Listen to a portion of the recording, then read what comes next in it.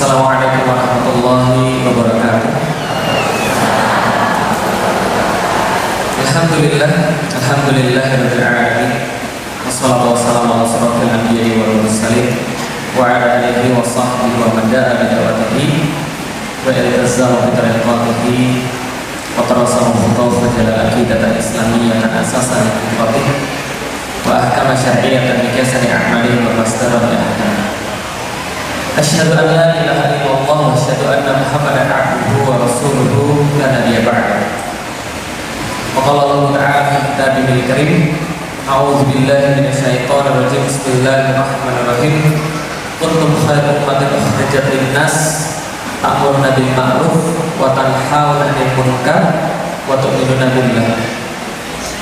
Alhamdulillah, puji dan syukur senantiasa kita panjatkan kepada Allah Subhanahu wa taala yang sampai sekarang masih menjaga keimanan dalam dada kita, mempersilahkan kita untuk sedikit memahami sebagian daripada ayat-ayatnya, sehingga kita meyakini bahwa tidak ada Tuhan selain Dia yang telah menciptakan manusia tanpa bantuan siapapun, tanpa bandingan apapun, sehingga tidak layak bagi manusia saat beribadah kepadanya mencari tandingan selainnya.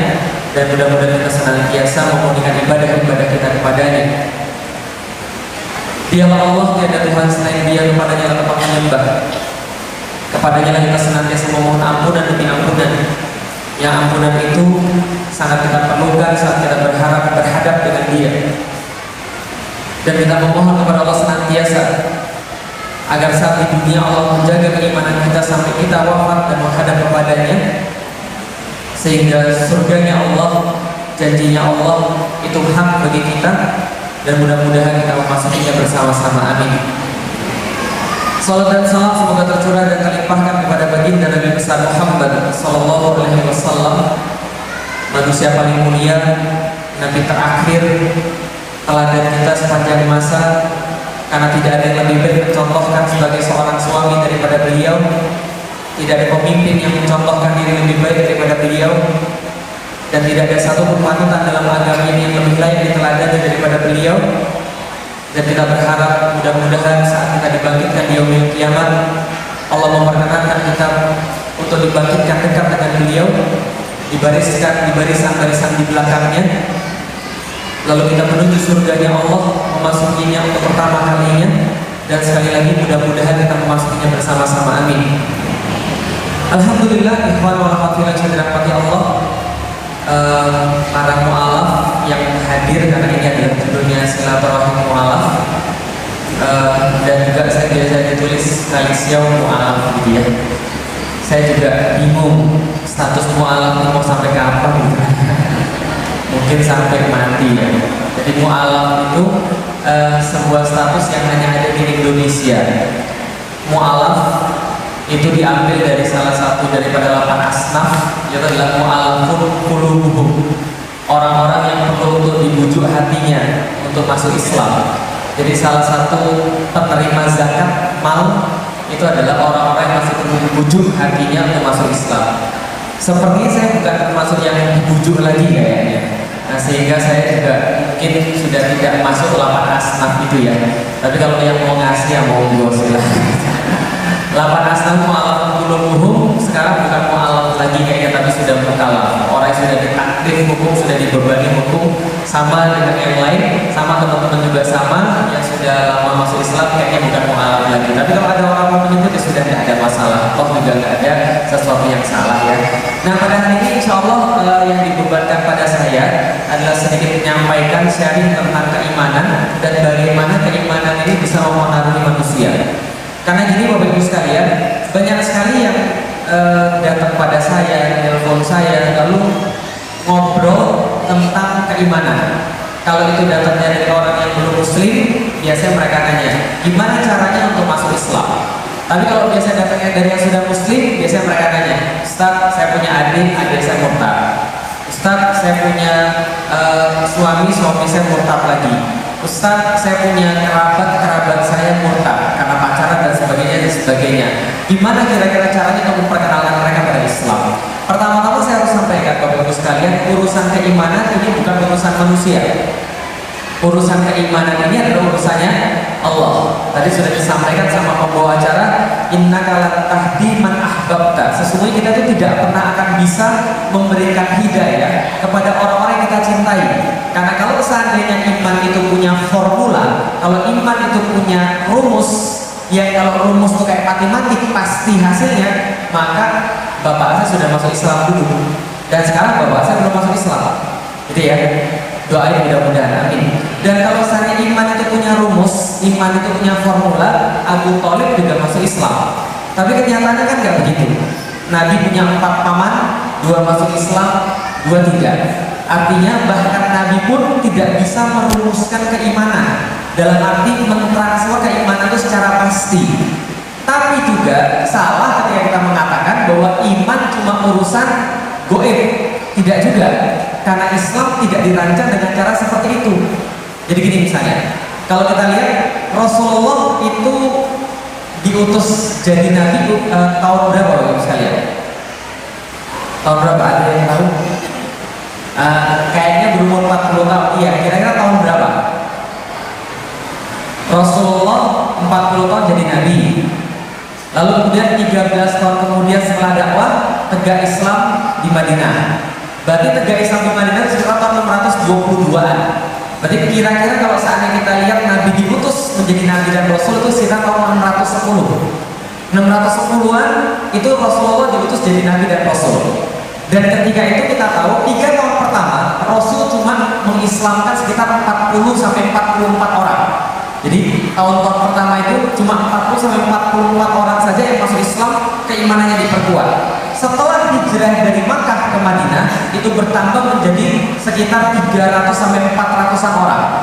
Tapi hebatnya tahun 660-an pasca daripada Khulafaur Rasyidin itu Islam sudah bisa ditemukan dengan perjalanan 100 hari naik kuda. Jadi kalau kuda itu sehari travelnya sekitar berapa itu? 124 km. Itu satu farsah. Sekitar 124 km berarti 100 hari perjalanan kuda, yaitulah sendiri. Islam tersebar sebanyak itu. Pertanyaannya, kalau Islam tersebar sebanyak itu berarti pasti ada satu cara sehingga akidah itu bisa diterima oleh orang.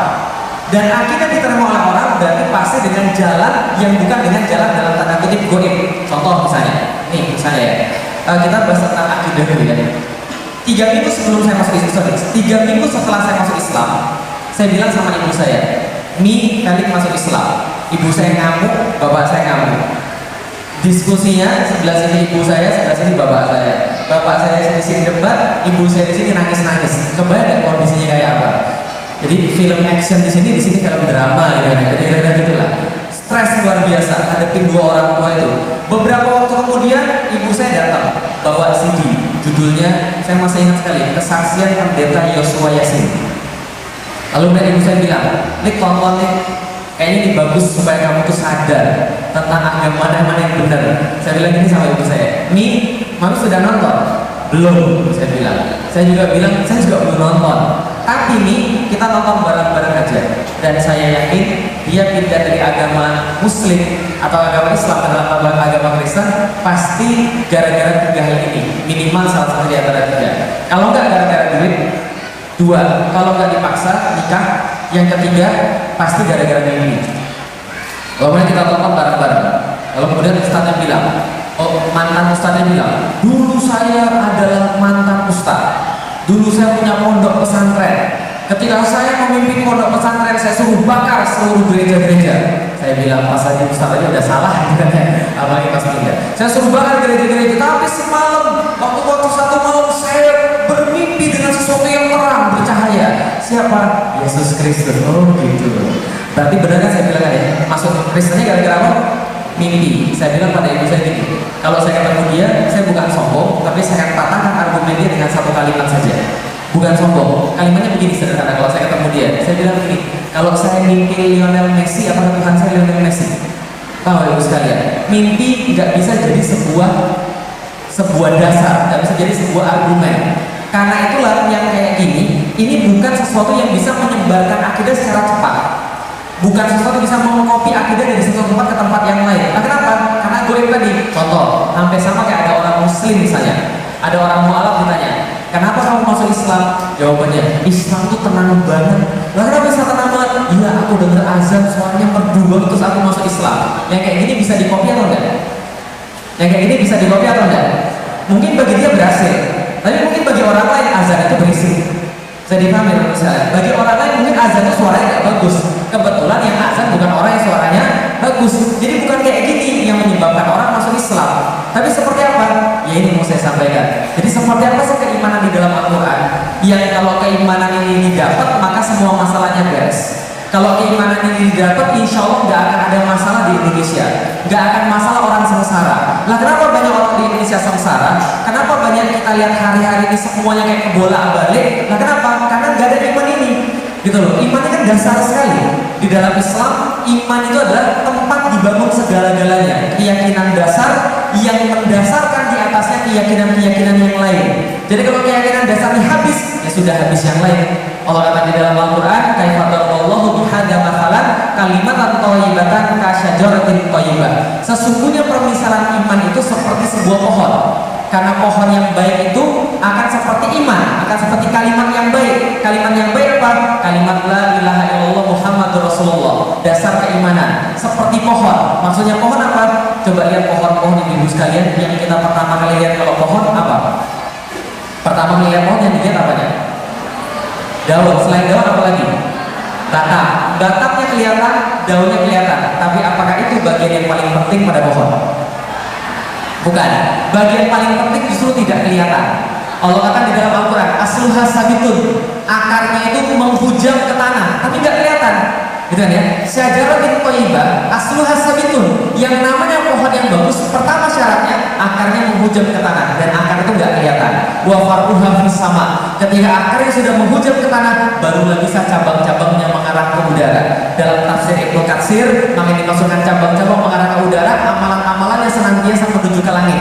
Amalan-amalan yang senantiasa amalan-amalan yang baik. Asluha sabitun wa far'uha fis sama tu'ti ukulaha kulahin. Ketika akarnya sudah menghujam, maka amal-amalnya menuju ke langit, dia pasti memberikan manfaat, memberikan buah, memberikan kebaikan bagi orang-orang di sekelilingnya. Itulah pohon. Kalau pohon itu kayak mukmin, orang senang dekat-dekat dia, orang senang kalau ada dia, orang senang kalau dia itu wujud, gitu loh maksudnya. Contohnya apa? Kalau ada orang mati terus kemudian dirindukan, itu berarti Anda beriman. Tapi akarnya nggak kelihatan. Makanya Imam Syafi'i berpesan kepada kita, iman itu perkara hati. Iman itu perkara hati.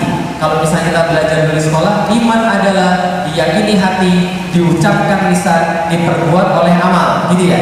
Yang benar sebenarnya gini, kata Imam Syafi'i, iman itu amal qalbu, amal hati. Amal hati ini adalah iman. Dia nggak bisa dinilai, dia nggak bisa dilihat, tapi terindikasi lewat lisan dan amalan. Jadi kita nggak bisa bilang, oh bapak ini imannya 50%, oh kalau bapak ini 75%, ibu 35%. Anda bisa bilang begitu. Nah kenapa? Karena iman itu adalah perkara hati, amal qalbu. Kita nggak bisa nilai. Maka orang sholat sudah pasti beriman. Orang sholat sudah pasti beriman? Belum tentu. Orang puasa sudah pasti beriman? Belum tentu. Orang kerudungan sudah pasti beriman? Belum tentu. Tapi orang beriman pasti sholat, pasti kerudungan, pasti kalau punya duit pergi haji, pasti bela agamanya sendiri, kan gitu ya. Itu maksudnya. Maka indikasi keimanan bisa dilihat daripada lisan, bisa dilihat daripada amalan. Walaupun kita nggak tahu gimana seseorang seperti apa secara hakikinya. Contoh misalnya, kalau besok ada aksi hadir, gitu kan ya. Sudah jelas-jelas aksi itu adalah membela Al-Quran. Gak ada urusannya dengan politik praktis, nggak ada. Maka tanda keimanan adalah marah ketika agamanya dinista. Tanda keimanan adalah merasa sedih ketika ada orang menghina Al-Qur'annya. Itu tanda keimanan. Tapi kalau ada orang ketika agamanya dihina, dia marah aja enggak, sedih aja enggak, itu hati-hati. Hati-hati, jangan-jangan yang tertanam itu enggak ada. Paham ibu dan bapak sekalian? Kalau seandainya yang di bawah ini kuat, atasnya kuat, mau ditebak berkali-kali, orang akarnya masih tetap kuat kok. Asluha sabitun wa far'uha fis sama. Gitu kan ya? Makanya itu adalah tanda-tanda orang beriman. Kalau imannya selesai, semuanya selesai. Kata Rasulullah, ajaib urusan orang-orang beriman. Kenapa? Gak ada perkara yang buruk bagi dia. Dapat kebaikan, dia bersyukur. Dapat keburukan, dia bersabar. Gak ada perkara buruk bagi dia. Tapi Indonesia, kira-kira gitu atau enggak? Coba lihat orang-orang Indonesia, musim hujan, susah atau senang? Bahagia atau sengsara? Orang Indonesia deh, musim hujan sengsara. Kenapa? Katanya banjir. Lah musim kering, bahagia atau sengsara? Sengsara juga, katanya kemarau itu nggak ada air, susah air. Nanti harus beli air, susah kan ya? Hujan susah, kemarau susah. Harga minyak naik, orang Indonesia senang atau susah? Orang Indonesia bahagia atau sengsara? Harga minyak naik. Orang Indonesia sengsara kalau harga minyak naik. Nah kenapa? Dia bilang, wah Pak, harga minyak naik. Berarti kan itu berarti harga minyak naik, BBM naik, berarti naik angkot juga naik. Berarti transportasi naik, harga-harga barang naik. Oke, minyak naik dia susah. Minyak turun. Minyak turun dia susah atau enggak? Susah juga. Dia bilang, kita ini kan juga eksportir bro. Kalau harga minyak turun, berarti pendapatan kita turun. APBN defisit gitu kan ya? Orang Indonesia itu serba salah. Orang yang masih jomblo pengen kawin gitu kan ya, pengen nikah. Yang sudah nikah nyesel gitu kan ya. Memang orang Indonesia tuh nggak ada yang benar gitu kan ya. Mau apapun dikasih tuh nggak ada yang bahagia. Nah, kenapa? Karena ada bermasalah dengan keimanannya tadi. Kalau keimanan dipahami, insya Allah nggak akan ada masalah. Nggak ada urusan pemurtadan, nggak ada urusan orang tiba-tiba kepincut dengan agama yang lain, nggak ada urusan apapun yang berbahaya kayak sekarang. Masalahnya adalah iman. Dan iman itu dapat dari mana? Nih Bapak Ibu sekalian, keimanan itu didapat daripada satu pertanyaan prinsip dalam hidup manusia. Apa pertanyaan prinsip manusia? Dari mana asal dia? Akan kemana dia setelah mati? Dan ngapain hidupnya di dunia? Kok bisa gitu? Ini bukan dalil nakli, tapi cuma dalil akli. Maksudnya dalil akli gimana? Coba kita lihat manusia. Bapak Ibu sekalian, kalau kita lihat manusia pasti punya pertanyaan gak dalam hidup dia? Pasti punya pertanyaan. Yang mualaf apa katakan yang mualaf? Yang mualaf. Oke, terima kasih. Yang bukan mualaf?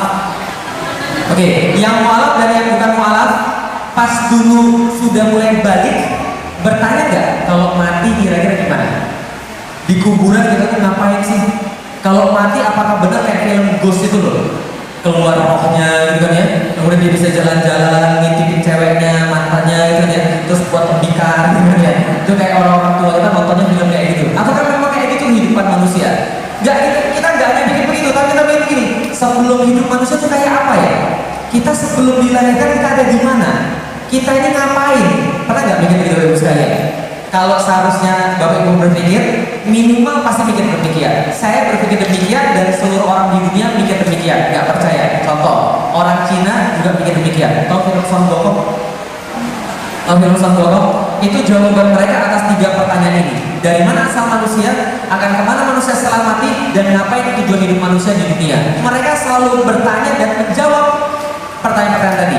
Kalau Son Gokong jawabnya apa? Dari mana asal manusia? Reinkarnasi. Dulunya kita juga manusia, setelah mati dilahirkan kembali jadi manusia. Konsep reinkarnasi. Tapi tunggu dulu, reinkarnasi ini ternyata nggak cuma gitu aja. Tapi reinkarnasi Anda dipengaruhi oleh aktivitas-aktivitas Anda di dunia. Kalau di dunia Anda jahat, maka besok setelah mati Anda direinkarnasikan jadi manusia miskin. Itu kata nenek saya ngajarin pada saya. Kalau kamu jahat di dunia sekarang, kamu nanti direinkarnasikan jadi orang miskin. Kalau kamu jahat banget, kamu nanti jadi binatang. Contoh, pernah nonton film Son Gokong? Pernah? Ipankai dong? Tahu Ipankai dong, kakak kedua? Tahu ya? Itu bentuknya apa? Babi. Tapi dulunya dia babi? Enggak, dulunya dia siapa? Panglima Tiang Peng yang ganteng dan gagah berani kan itu kan ya? Lalu kenapa dia dilahirkan kembali jadi babi? Kenapa kira-kira? Gak pernah nonton film ya? Wah parah, gak punya TV ya? Karena dia suka mengganggu cewek-cewek yang berkeliaran di kahyangan gitu kan ya. Karena dia suka ganggu cewek, dia dilahirkan lagi jadi babi. Makanya hati-hati loh, kalau kamu suka ganggu cewek nanti dilahirkan lagi menjadi babi. Nah, karena dia suka ganggu cewek, dia dilahirkan lagi jadi babi. Supaya dia jadi manusia lagi, dia harus menemani bisu Tong Samcong itu untuk pergi ke barat mencari kitab suci kan gitu kan ya. Ini konsep cara mereka menjelaskan hidup mereka. Dari mana hidup manusia? Reinkarnasi. Setelah mati, balik lagi direinkarnasikan lagi. Maka di dunia kamu harus baik. Saya ingat banget, bapak saya bilang, Lik, kenapa papi berbuat baik? Supaya hidup kamu bahagia. Karena kalau papi berbuat jahat, belum tentu kena ke papi, bisa jadi kena ke kamu. Konsep orang Cina tentang reinkarnasi sangat lekat sekali. Tapi itu setidaknya mereka jawab dari mana asal manusia, akan kemana manusia setelah mati, dan ngapain hidup dia di dunia. Paham? Orang Barat sama. Dari mana asal manusia? Mereka bilang mereka asalnya dari Tuhan. Akan kembali pada siapa? Kembali pada Tuhan. Tapi di sini beda jawabannya. Akan kemana di dunia? dunia, urusan nggak ada dengan Tuhan. Nah, kenapa? God is a watchmaker. Tuhan cuma membuat jam tangan. Jadi kalau jam tangannya sudah jadi, dijalanin aja. Kalau sudah mati, balik lagi ke Tuhan. God is a watchmaker. Itu jawaban orang Barat. Maka orang Barat tidak perlu agama dalam KTP-nya. Nah, kenapa? Karena tidak ada urusan dengan Tuhan. Dunia ya dunia, nggak ada urusan dengan Tuhan. Kita lebih tahu cara menjalankan dunia ini daripada Tuhan. Itu jawaban mereka. Contoh lagi misalnya, pernah nonton film Tom Cruise judulnya Minority Report? Pernah nonton? Oh, nggak pernah punya TV ya? Itu jawaban mereka tentang ini tadi nih, dari mana asal manusia, akan kemana manusia setelah mati, dan apa tujuan hidup manusia. Dan di situ di film Minority Report itu cara Barat membahas kodok wal qadar. Paham ya? Yang sering jadi permasalahan di antara kaum muslimin. Tapi yang jelas yang pengen saya tanya sederhana, bukan hanya kita yang nanya ini, orang Barat juga nanya, orang Cina juga nanya, orang ateis juga nanya, dari mana asal manusia, akan kemana manusia setelah mati, dan ngapain hidup dia di dunia. Karena kalau jawaban ini sudah ada, dia akan membuat yang namanya tujuan hidup. Saya juga sama. Saya nanya, asal manusia dari mana? Saya waktu itu nanya sama ibu dan bapak saya, mimpi asal saya dari mana? Bapak dan ibu saya menjawab, mami papi saya menjawab, asalmu dari bapak dan ibumu lah. Kalau gitu papi dan mami dari mana? Dari kakek dan nenek. Kalau gitu kakek dan nenek dari mana? Dari buyut. Buyut dari mana? Dari bapaknya buyut. Ini nggak selesai. Kamu tanya sama pastor, kayaknya pastor tahu. Besoknya saya nanya sama pastor, pastor asal kita dari mana?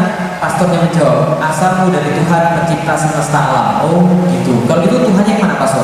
Bapak, Putra atau Roh Kudus? Kan ada 3. Ini pun penistaan agama ya, ini pelajaran namanya. Oke, Bapak, Putra dan Roh Kudus. Lalu yang mana?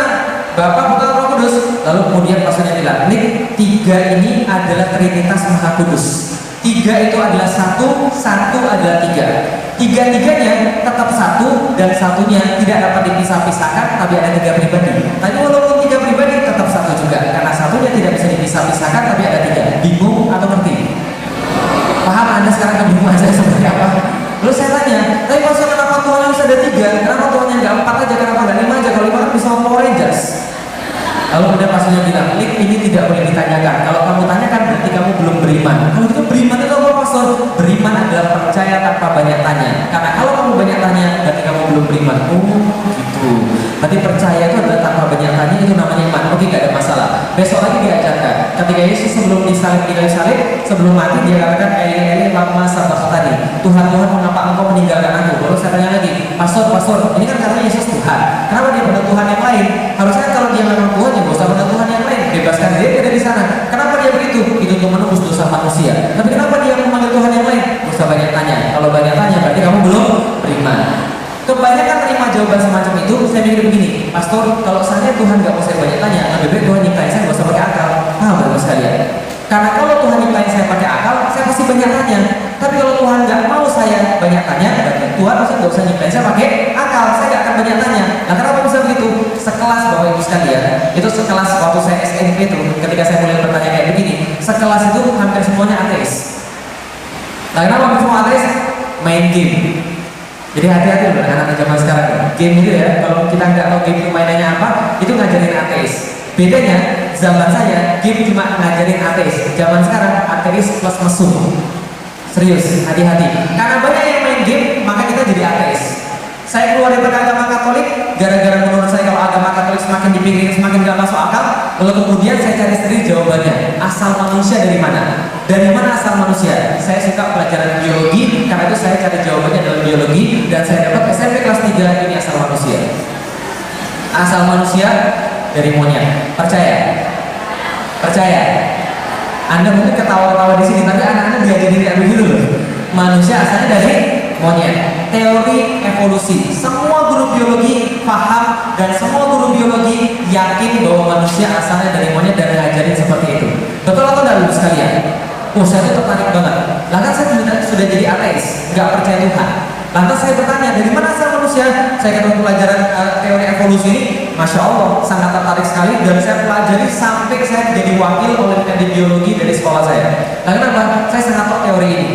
Kemudian saya pelajari, lama-lama belajar semakin aneh. Nah, kenapa? Saya berkaca, saya lebih ganteng daripada monyet dulu sekalian. Kayaknya saya bukan berasal dari monyet. Dan ketika saya lihat lagi, kalau seharusnya monyet ini, kalau misalnya monyet adalah awalnya manusia, sekarang seharusnya tidak ada monyet lagi.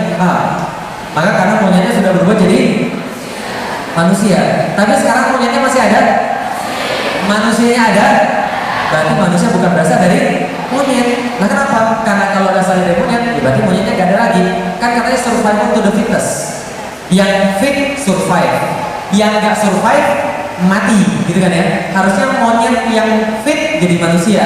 Kalau monyet yang gak fit mati, kan gitu kan ya harusnya ya. Tapi sekarang tidak begitu. Apalagi contohnya, nih contohnya ibu sekalian. Ini adalah ikan zaman dulu, ini ikan zaman sekarang. Beda nggak? Beda nggak? Ya satu ada dagingnya, satu enggak. Ya iyalah kan satunya fosil.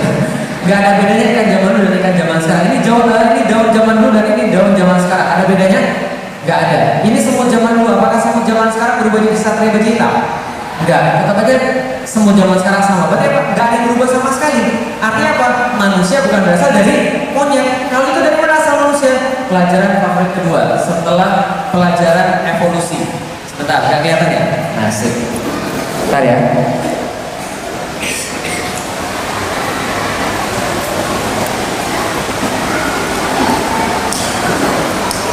Bentar. Udah kelihatan? Belum ya? Bentar ya.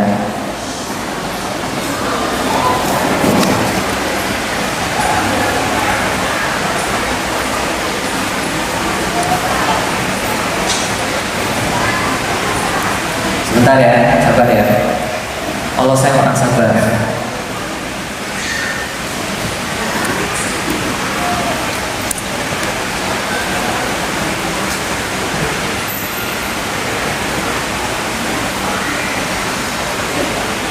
Ya, kelihatan?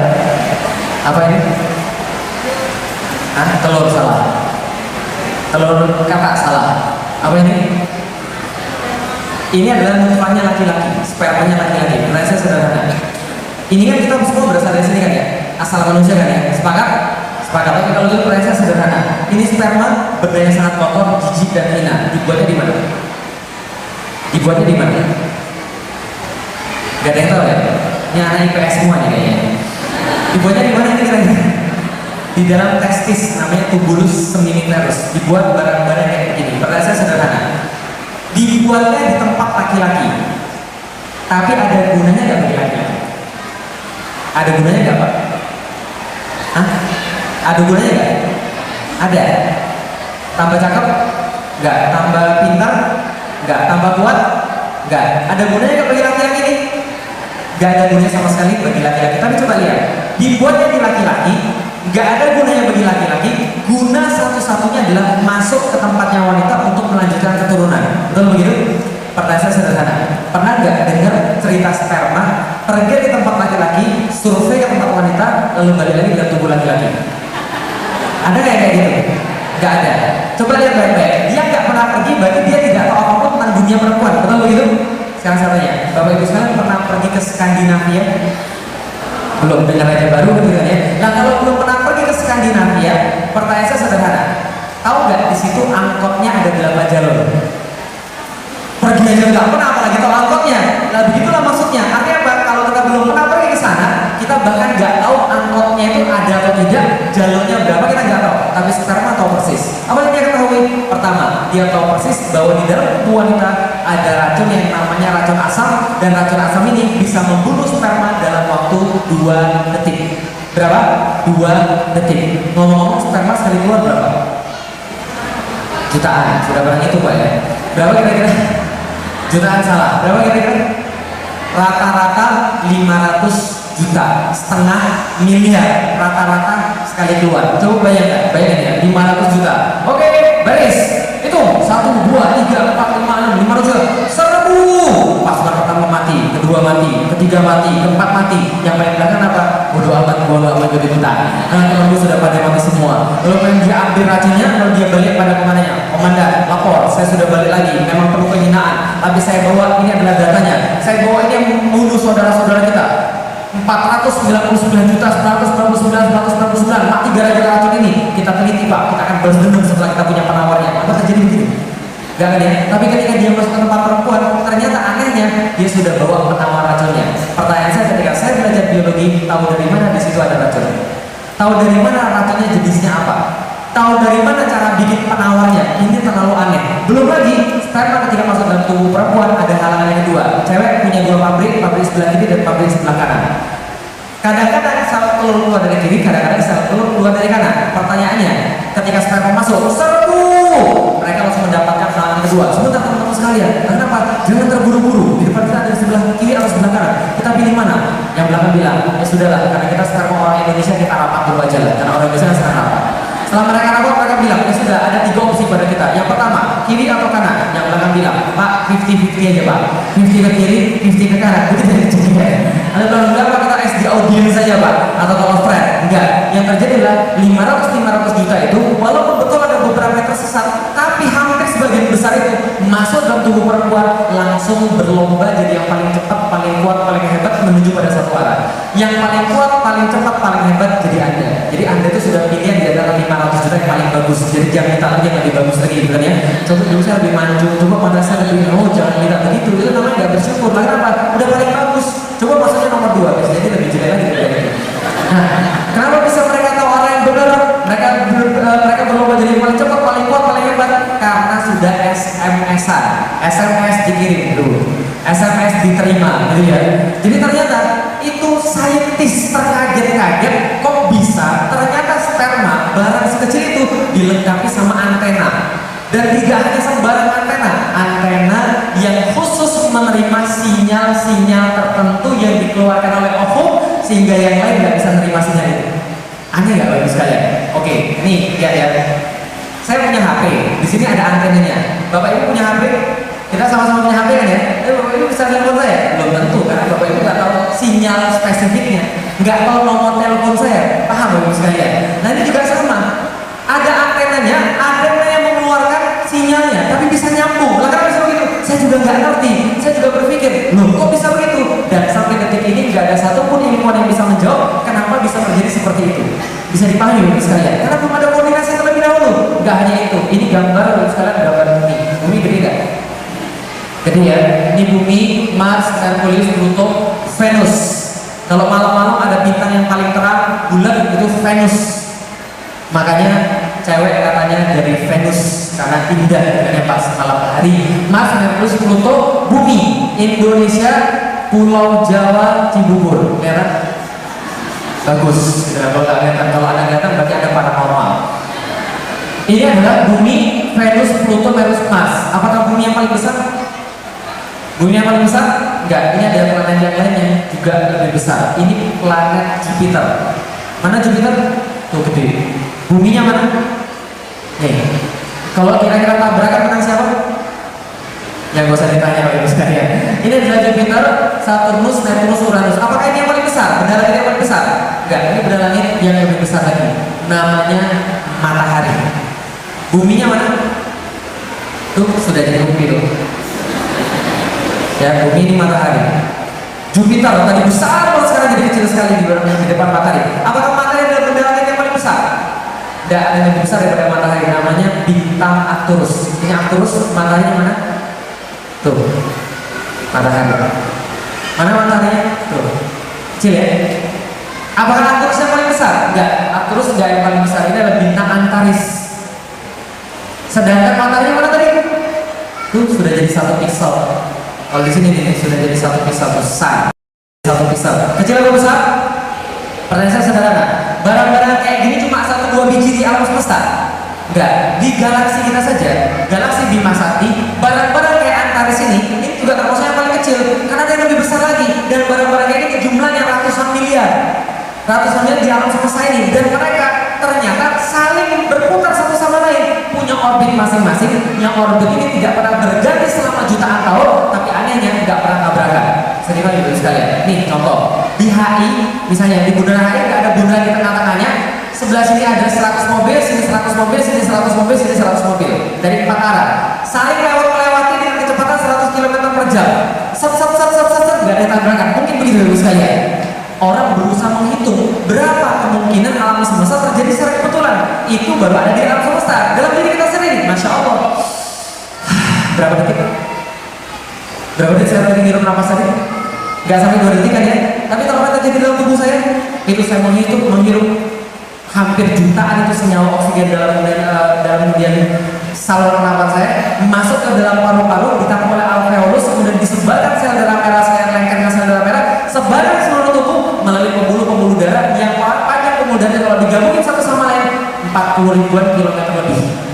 sama dengan kilometer keliling daripada bumi, malah lebih 1,5 kali lipat. Semuanya terjadi dalam waktu berapa lama? 1,5 detik. Pertanyaan saya, mungkin nggak ada semua terjadi secara kebetulan? Terjadi secara kebetulan atau tidak? Oke, kalau gitu kita lihat. Ada seorang profesor matematik menghitung berapa kemungkinan alam semesta terjadi secara kebetulan. Yang mereka dapat ini angkanya, 10 pangkat 10 pangkat 1, 2, 3. Berapa ini? Berapa ini? 10 pangkat 10 pangkat 1, 2, 3 berapa ini?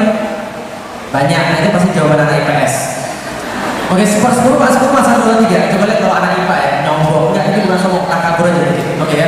Ini 10 pangkat 10 pangkat 1, 2, 3. Kita selesaikan yang bawah dulu Ibu sekalian. Kalau 1/2 artinya berapa? Setengah, artinya 2 kali lempar 1 kali dapat. Kalau 1/6, 6 kali lempar 1 kali dapat. Berarti semakin banyak yang bawah, semakin kecil kemungkinannya, betul ya? Oke, kalau gitu kita selesaikan yang bawah. 10 pangkat 10 pangkat 1, 2, 3. Selesaikan yang atas dulu, 10 pangkat 1, 2, 3. Kalau 10 pangkat 0, 10 pangkat 0, 1. 10 pangkat 1, 10. 10 pangkat 2, 100. 10 pangkat 3, 1000. 10 pangkat 5, 100.000. 10 pangkat 6, 1 juta. 10 pangkat 123. Oke, coba lihat. 10 pangkat 1 berarti 1 ada 0 di belakangnya sebiji. 10 pangkat 2, 1 0 di belakangnya ada 2. 10 pangkat 5, 1 0 belakangnya ada 5. Kalau 10 pangkat 123 berarti 1 0 di belakangnya ada 123 biji. Oke, kalau 0 di belakangnya ada 6 namanya jutaan. Kalau 0 belakangnya ada 9 namanya miliar. Kalau 0 belakangnya ada 12 namanya triliun. Kalau 0 ada 123 namanya. Oke, berarti 10 pangkat 10 pangkat 123 artinya adalah probabilitas kemungkinan alam semesta tercipta secara kebetulan. Kalau kata anak orang IPA adalah more than impossible, lebih dari tidak mungkin. Sampai sini dipahami Bapak sekalian. Artinya apa? Kesimpulannya Tuhan pasti ada. Asik Pak? Oke, jadi ini ceritanya. Ini agak sedikit deviasi, agak sedikit menyimpang. Pernah ketemu orang ateis? Pernah ketemu orang ateis? Belum ya? Orang ateis bilang Tuhan ada atau tidak? Kenapa mereka bilang Tuhan tidak ada? Alasan yang paling sering, mereka bilang apa? Kenapa mereka bilang Tuhan tidak ada? Pernah? Karena mereka bilang Tuhan tuh gak bisa dibuktikan kok. Betul ya? Siapa yang S1? Yang S1? Yang S1 pernah bikin skripsi? Pernah tahu tentang H0 dan H1? Maksudnya H0 dan H1 itu apa sih? Nah ini pasti nyogok nih S1 ini. H0 dan H1 maksudnya apa ya sekalian? Maksudnya gini, kalau Anda mau membuktikan sesuatu harus ada bukti, dan kalau Anda mengatakan ini tidak ada bukti juga harus tidak ada buktinya. Contoh, S1 saya itu penelitiannya walaupun susah banget saya kerjain menurut saya, judulnya begini: pengaruh pemupukan nitrogen terhadap produktivitas tanaman manggis. Asik ya, intelek ya kayaknya. Kok saya jadinya bukan manggis ya, itu urusan yang lain. Oke, jadi pengaruh pemupukan nitrogen pada produktivitas tanaman manggis. Jadi saya pengen lihat apakah pupuk nitrogen itu ternyata berpengaruh terhadap manggis. Kalau saya bilang iya berpengaruh harus ada bukti. Kalau saya bilang tidak pengaruh juga harus ada bukti. Berarti orang ateis itu baru setengah mikir. Paham Bapak sekalian? Enggak apa-apa, terus aja ya ateisnya. Lama-lama bagus kalau dia terusin. Kenapa? Ateis itu sudah setengah Islam. La ilaha illallah. Dia berhentinya cuma pada la ilah doang.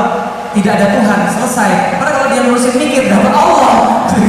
Nah, kenapa orang ateis itu salah? Karena gini, dia cuma bilang Tuhan tidak ada karena tidak bisa dibuktikan.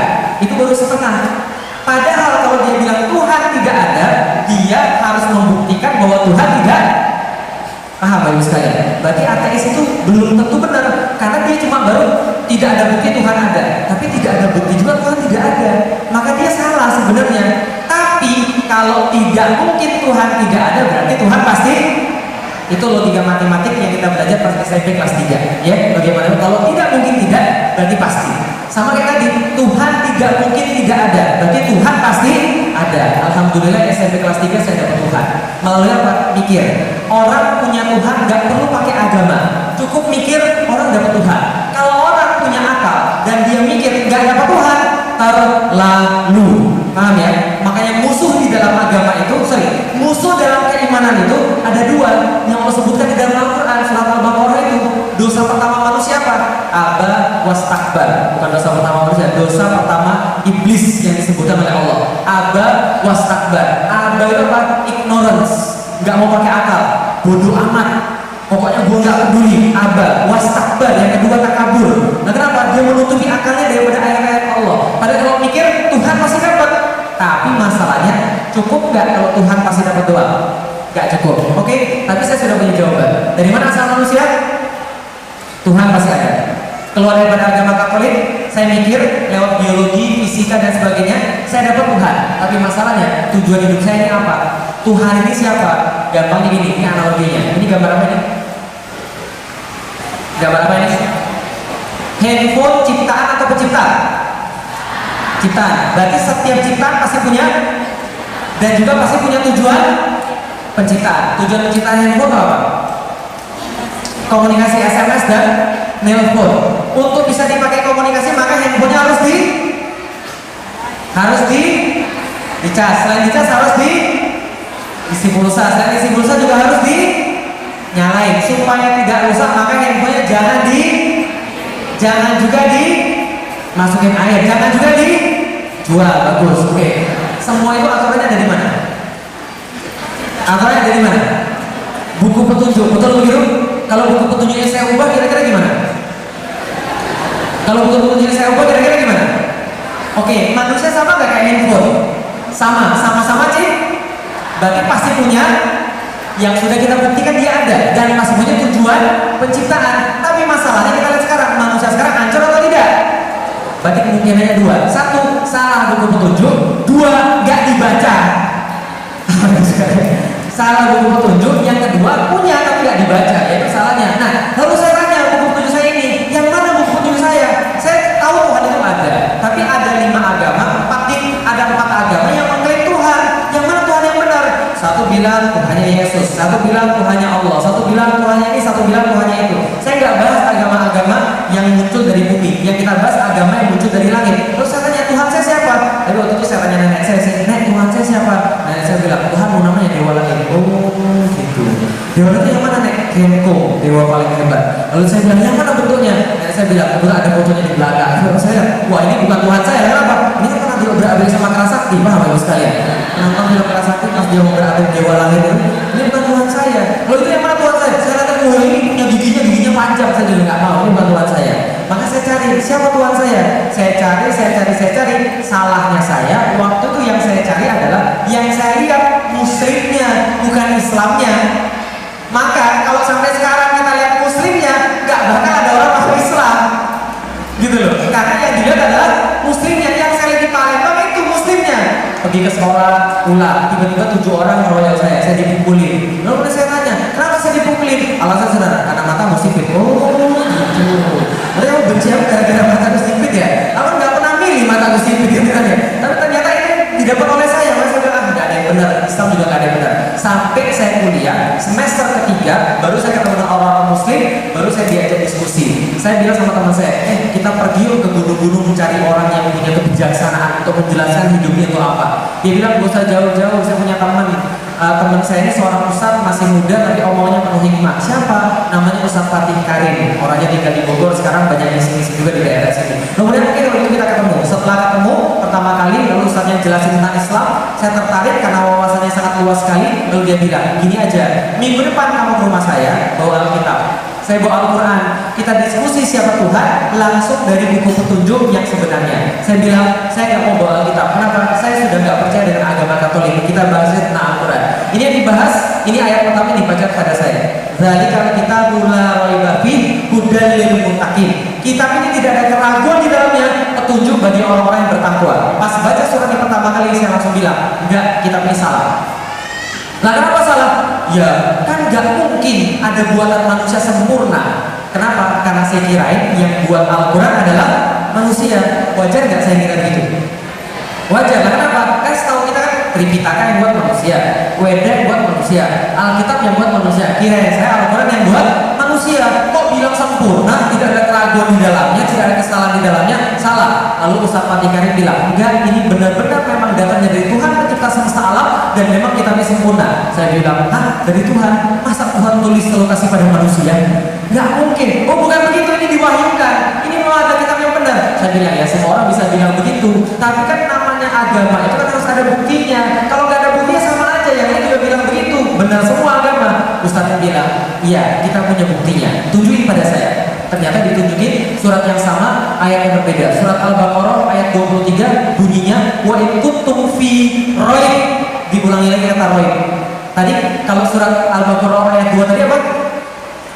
Zalikal kitabul la raib, tidak ada kesalahan, tidak ada keraguan, tidak ada kebimbangan, tidak ada apapun yang bertentangan di dalamnya. Diulangi lagi, wa in kuntum fi raib, dan kalau kalian merasa dalam kitab ini ada keraguan, ada kekurangan, ada pertentangan, ada kebimbangan, ada sesuatu yang gak pas menurut Anda, faktu bisuratin min mithli, maka datangkanlah satu surat yang semacamnya. Kalau kalian memang betul, kalau kita salah, coba datangkan satu surat yang semacamnya. Wa in kuntum fi raibin mimman nazala ala abdina faktu bisuratin min mithli. Datangkanlah satu surat yang semacamnya. Ketika baca surat ini, kepala saya kayak digebukin. Tahu Bapak sekalian, bukan digebukin secara harfiah, bukan. Maksudnya gini, landasan argumen yang saya bangun hancur. Seolah-olah ngomong begini, udah dilihat, gak usah banyak ngomong, gini aja. Kalau kamu memang pintar, kalau kamu memang hebat, coba pilih. Dalam Al-Quran ada 114 surat, cari yang paling pendek, cari yang paling mudah, datangin yang semacamnya. Kalau kamu bisa, kamu menang, Al-Quran kalah, Al-Quran ikut kamu. Tapi kalau kamu gak bisa, ikut Al-Quran. Bapak sekalian, tapi ternyata apa terjadi? Ditegaskan, wa'u syuhada'akum min dunillah in kuntum shadiqin. Kalau nggak berani sendirian, boleh ajak seluruh yang kamu punya, bantuan manapun yang kamu ada, datangkan yang semacam dengan Al-Quran. Saya langsung bilang, ini serius tidak ada yang bisa mendatangkan yang semacamnya. Ustaz Fatihari bilang, coba aja cari, ada nggak bisa mendatangkan yang semacamnya. Dan saya cari sampai detik saya berbicara, ternyata nggak ada yang bisa mendatangkan semacam dengan Al-Quran, walaupun surat yang paling pendek. Surat yang paling pendek apa? Surat paling pendek dalam Al-Quran, Qul huwallahu ahad, itu panjang juga. Surat yang paling pendek apa? Inna a'tainakal kautsar. Selain itu apa lagi? Wal asr, innal insana lafi khusr illa alladziina amanu wa 'amilus shalihat wa tawassaw bil haqq wa tawassaw bis sabr. Itu pendek kan ya? Tapi tahu nggak ini surat Wal Asr ini ceritanya seperti apa tahu? Belum tahu ya? Ini cerita begini. Wal Asr itu turun didengar oleh seorang pemuda bergelar Fataul Arab, bergelar jeniusnya Arab. Jadi kalau zaman sekarang itu adalah orang Indonesia yang paling pintar itu ada beberapa paling pintar gelarnya Fataul Arab. Zaman dulu seorang pemuda itu yang termasuk Fataul Arab, jeniusnya Arab, namanya Amr bin As. Amr bin As ini luar biasa keren. Salah satu kekerenannya sebelum masuk Islam, Anda bisa baca ketika dia bernegosiasi dengan Raja Najas untuk mengembalikan kaum muslimin ke tempat orang-orang Quraisy. Itu negosiasinya ngeri banget. Untungnya Ja'far lebih hebat. Tapi orang ini pintar luar biasa. Ketika dengar surat Wal As, dia datang pada sahabatnya, namanya Musailamah. Musailamah ini penipu. Gelarnya kalau di dalam kitab-kitab sirah namanya Musailamah al-Kadzdzab. Musailamah sang penipu, karena dia merasa bahwa dia juga dapat wahyu. Maka ketika dia datang, dia bilang, Musailamah, Muhammad baru dapat surat keren banget. Emang suratnya apa? Pendek sih, tapi keren. Apa suratnya? Wal As. Dibacain, innal insana lafi khusr. Maka kemudian Musailamah bilang, kebetulan saya juga baru dapat wahyu semalam. Wahyunya apa? Wahyunya mirip-mirip. Gimana wahyunya? Wallahu innaka uzunani wasadar sa'iruka hafrun nakal. Kan semua kan itu? Sama kayak Wal Asr tadi, kan semua kan ya? Wal Asr innal insana lafi khusr illa alladziina amanu wa 'amilus shalihati wa tawassaw bil haqq wa tawassaw bil R lagi kan ya? R. Itu juga sama. Wallahu innaka uzunani wasadar sa'iruka hafrun nakal. R semua. Tapi dikira apakah cuma R doang lantas jadi ayat gitu? Jadi wahyu itu langsung tertawa terbahak-bahak Amr bin As. Lagi apa? Artinya bro, walabar demi kelinci. Ini innaka uzunan, pada dirimu terdapat dua telinga, wasodar dan dada yang membusung. Sa'iruka hafrun nakab, di sekelilingmu ada galian bekas tanah. Tertawa terbahak-bahak Amr bin As lalu berkata, sudah berhenti. Nanti orang Arab ketawa semuanya. Lalu dia bilang, Khalid bin Walid masuk Islam aja dulu. Nah kenapa? Gara-gara surat Asr tadi. Dalam Islam, Wal Asr itu, Masya Allah, seorang ulama mufasir berkata, seandainya Allah tidak menurunkan Al-Quran selengkap ini, maka cukup satu surat yang menggantikan semuanya. Surat apa? Wal Asr itu, Masya Allah. Lah kenapa? Namanya juga sudah Asr. Asr artinya waktu. Selain waktu artinya apa lagi? Artinya jus. Kok jus sih? Ya kan kalau misalnya mau beli jus di pas lagi umroh gitu kan ya, jus mangga bahasa Arabnya, asir mango, jadi ya asir jus. Tahu artinya asir? Barang. Jadi kalau gini, kalau ibu-ibu beli kelapa, kelapa itu diparut, kemudian dibawa ke rumah, dikasih ke kain, diperas sampai keluar perasaan yang paling kental, itulah namanya asap. Artinya apa? Intisari daripada kehidupan itu waktu, dan waktu itu merugikan kecuali bagi orang-orang dan seterusnya. Sampai detik ini tafsirnya nggak selesai dibahas, baru satu surat kecil sekali, nggak ada yang bisa mengatakan semacamnya. Apalagi seluruh Al-Quran, masya Allah, beda banget dengan yang sebelah, gitu kan ya? Diubah, bahasanya diganti, nggak ada yang tahu. Tapi Al-Quran, masya Allah, Al-Quran 6.236 ayat. Jangankan mendatangkan satu surat, mendatangkan satu ayat aja susahnya minta ampun. Lah kenapa? Saya penulis itu harus pilih mau makna atau mau lafaz. Kalau mau makna, lafaznya agak direndahin. Kalau mau lafaznya tinggi, maknanya direndahin. Contoh, bapak ibu pergi ke pasar, paham? Ini pelajaran bahasa. Bapak dan ibu pergi ke pasar, paham ya? Tapi kalau bahasa sastranya begitu, enggak. Bahasa sastranya begini: ayah dan bunda meniti jalan ke tempat orang berjual beli. Bingung kan ya? Nah, kok muter-muter sih ya? Memang begitu lah bahasa sastra. Dia nggak langsung. Kalau maknanya tinggi, lafaznya rendah. Kalau lafaznya tinggi, maknanya rendah. Al-Quran, masya Allah, itu lafaznya, rimanya tetap, temponya ada, ritmisnya ada, kemudian maknanya jangan tanya dari awal sampai akhir, semuanya nggak ada artinya. Dan makanya saya bilang, kalau ada orang mau masuk Islam itu, kemarin ada satu keluarga alhamdulillah masuk Islam. Itu kemarin saya tanya gini, sudah pernah baca Alkitab belum? Oh sudah. Nah kalau itu bandingin dengan baca Al-Quran, beda nggak? Kalau masih melihat nggak ada bedanya, keterlaluan betul. Makanya di dalam Al-Quran itu selalu Allah ngajak berpikir bagi orang yang mau beriman. Maka setiap ayat-ayat keimanan diajak berpikir. Maka ketika saya berpikir, saya katakan ini segel. Nggak ada segel kayak begini. Saya nggak ketemu di agama yang punya segel kayak gini. Nantangin manusia. Maka saya bilang saya punya alasan untuk masuk Islam. Maka saya katakan saya syahadat. Setelah saya syahadat, tadi bapak ibu saya datang mau ngajak saya ke gereja. Saya bilang gini, gak usah repot, gak usah susah. Gini aja, orang gerejanya suruh kumpulin datang ke sini. Nanti kita bahas. Mereka bawa Alkitab, saya bawa Al-Quran. Kalau mereka bisa menunjukkan ada yang salah di dalam Al-Quran, bisa mendatangkan yang semacamnya, saya masuk lagi ke agama yang lama. Tapi kalau mereka nggak bisa, mereka masuk Islam. Oh nggak mau, nggak jadi. Loh, bukan kita sombong, tidak. Manusia tidak boleh sombong, tapi Allah boleh sombong atau tidak? Boleh. Dan menurut para mufasir, ini adalah ayat-ayat kesombongan Allah bagi manusia yang merasa diri dia lebih tahu daripada Allah, lebih hebat daripada Allah, dan lebih bisa daripada Allah. Saya dipanggil untuk sekalian. Maka saya masih muslim. Kenapa? Ada buktinya. Bedanya apa? Nih saya kasih tahu untuk sekalian. Nabi Ibrahim hidup di zaman apa? Hidup di zaman apa? Hidup di zamannya Namrud. Namrud itu ketika masa itu lagi trennya apa? Lagi trennya apa? Berhala. Orang-orang trennya berhala. Namrud itu menyembah berhala dan dia lebih kuat daripada segala-galanya. Maka Nabi Ibrahim dikasih mukjizat, tanda kenabian yang lebih daripada semua itu. Apa? Dibakar di atas api nggak mempan. Gitu ya? Tapi Nabi Ibrahim wafat, ada lagi nggak yang masih bisa kebel api? Kalau masih ada kita tes aja gitu ya. Nah nggak ada yang berapi lagi. Yang kedua, misalnya contoh Nabi Isa ketika masa itu yang paling ngetren apa? Ketika zamannya Nabi Isa, kedokteran, medis. Maka dia dikasih yang lebih hebat daripada medis. Orang buta, lepra, kusta disentuh, sembuh. Orang mati hidup. Tapi Nabi Isa diangkat, mujizatnya masih ada nggak? Hilang. Nabi Musa waktu itu yang lagi ngetren apa? Sihir. Tukang sihir itu kumpul yang paling hebat itu di dekat Fir'aun. Ternyata dia dikasih yang lebih hebat daripada sihir. Apa? Tongkatnya berubah jadi ular beneran, makan ular-ular bohongan. Diketok sedikit, laut belah. Diketok lagi muncrat 12 mata air benerannya. Diketok sedikit lagi muncul mana wasalwa kan ya. Tapi ketika Nabi Musa wafat, tongkatnya masih ada nggak yang bisa begitu? Kalau masih ada saya mau beli 2 bagus sekalian. Hilang, sudah habis, nggak ada lagi mujizat. Lihat setiap Nabi turun dikasih tanda supaya orang percaya sama dia bahwa dia adalah orang yang luar biasa, istimewa, beda daripada yang lain. Tapi begitu dia naik, begitu dia wafat, hilang.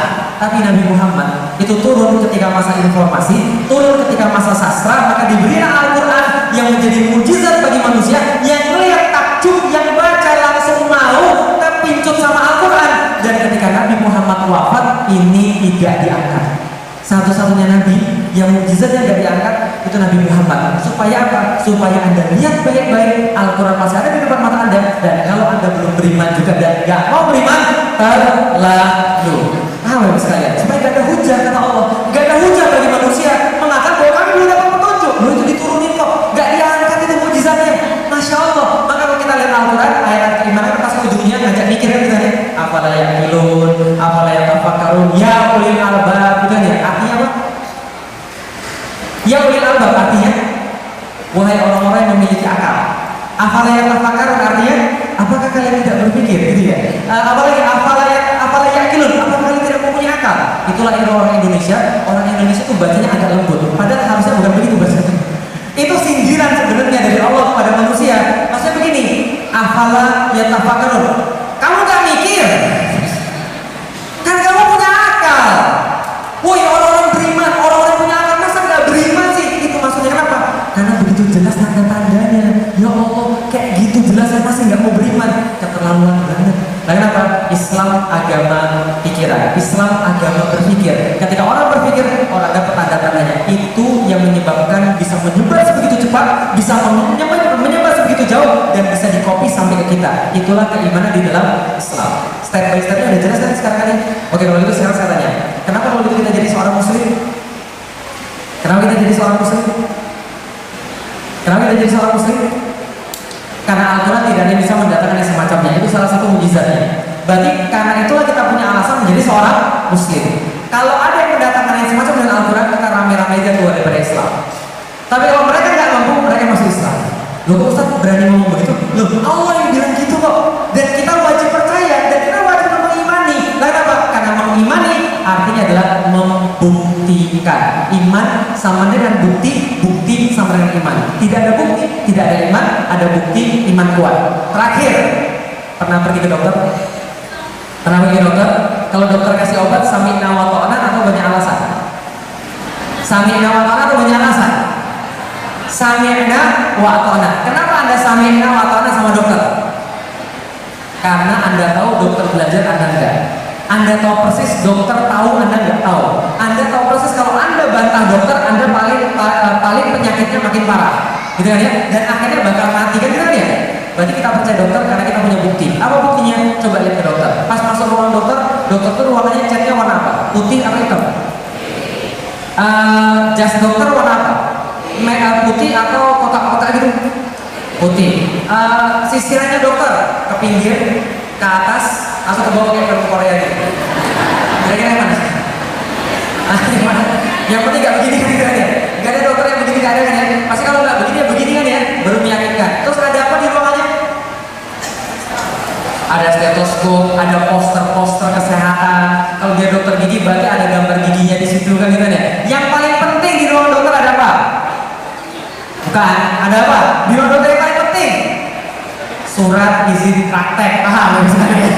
Itu yang paling penting. Apalagi sebelum Anda ke tempat dokter, itu ada teman Anda yang bilang, pergi ke dokter itu aja, keren dia, aku baru sampai pintunya aja udah sembuh aku aja. Itu apa? Semua yang tadi saya katakan adalah bukti. Setiap ada bukti Anda bertambah kuat, yakin dia dokter. Tapi sebaliknya, kalau Anda datang ke tempat ruang dokter, tiba-tiba datang catnya warna hitam, kecium baunya, dokternya pakai keris, belakon sama baju surja, lalu kemudian rambutnya panjang tergerai sampai ke bahu. Kira-kira kalau dia ngasih resep, Anda terima atau enggak? Paham ya? Semua itu masalah bukti kok.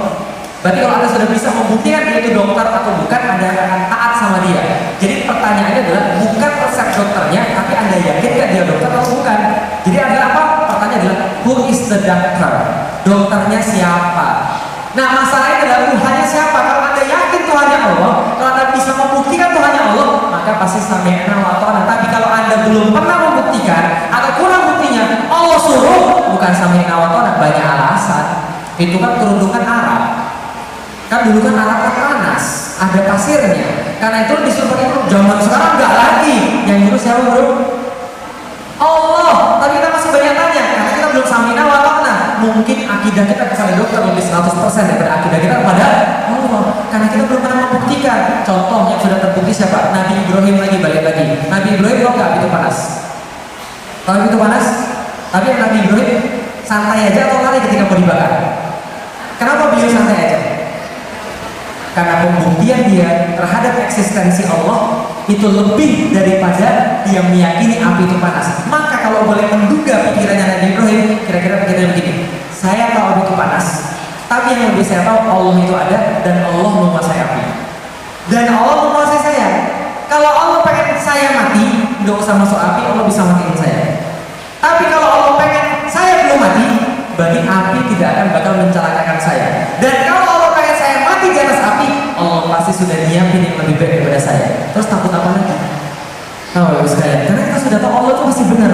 Maka saya barusan tadi kan ya, memang satu orang itu ya, satu orang itu yang penista agama itu memang merusak kesatuan dan persatuan, betul bukan ya? Dan apa? Merusak persatuan dan kesatuan negara India dan merusak persatuan dan kesatuan keluarga saya. Kenapa? 14 tahun saya masuk Islam, Bapak sekalian.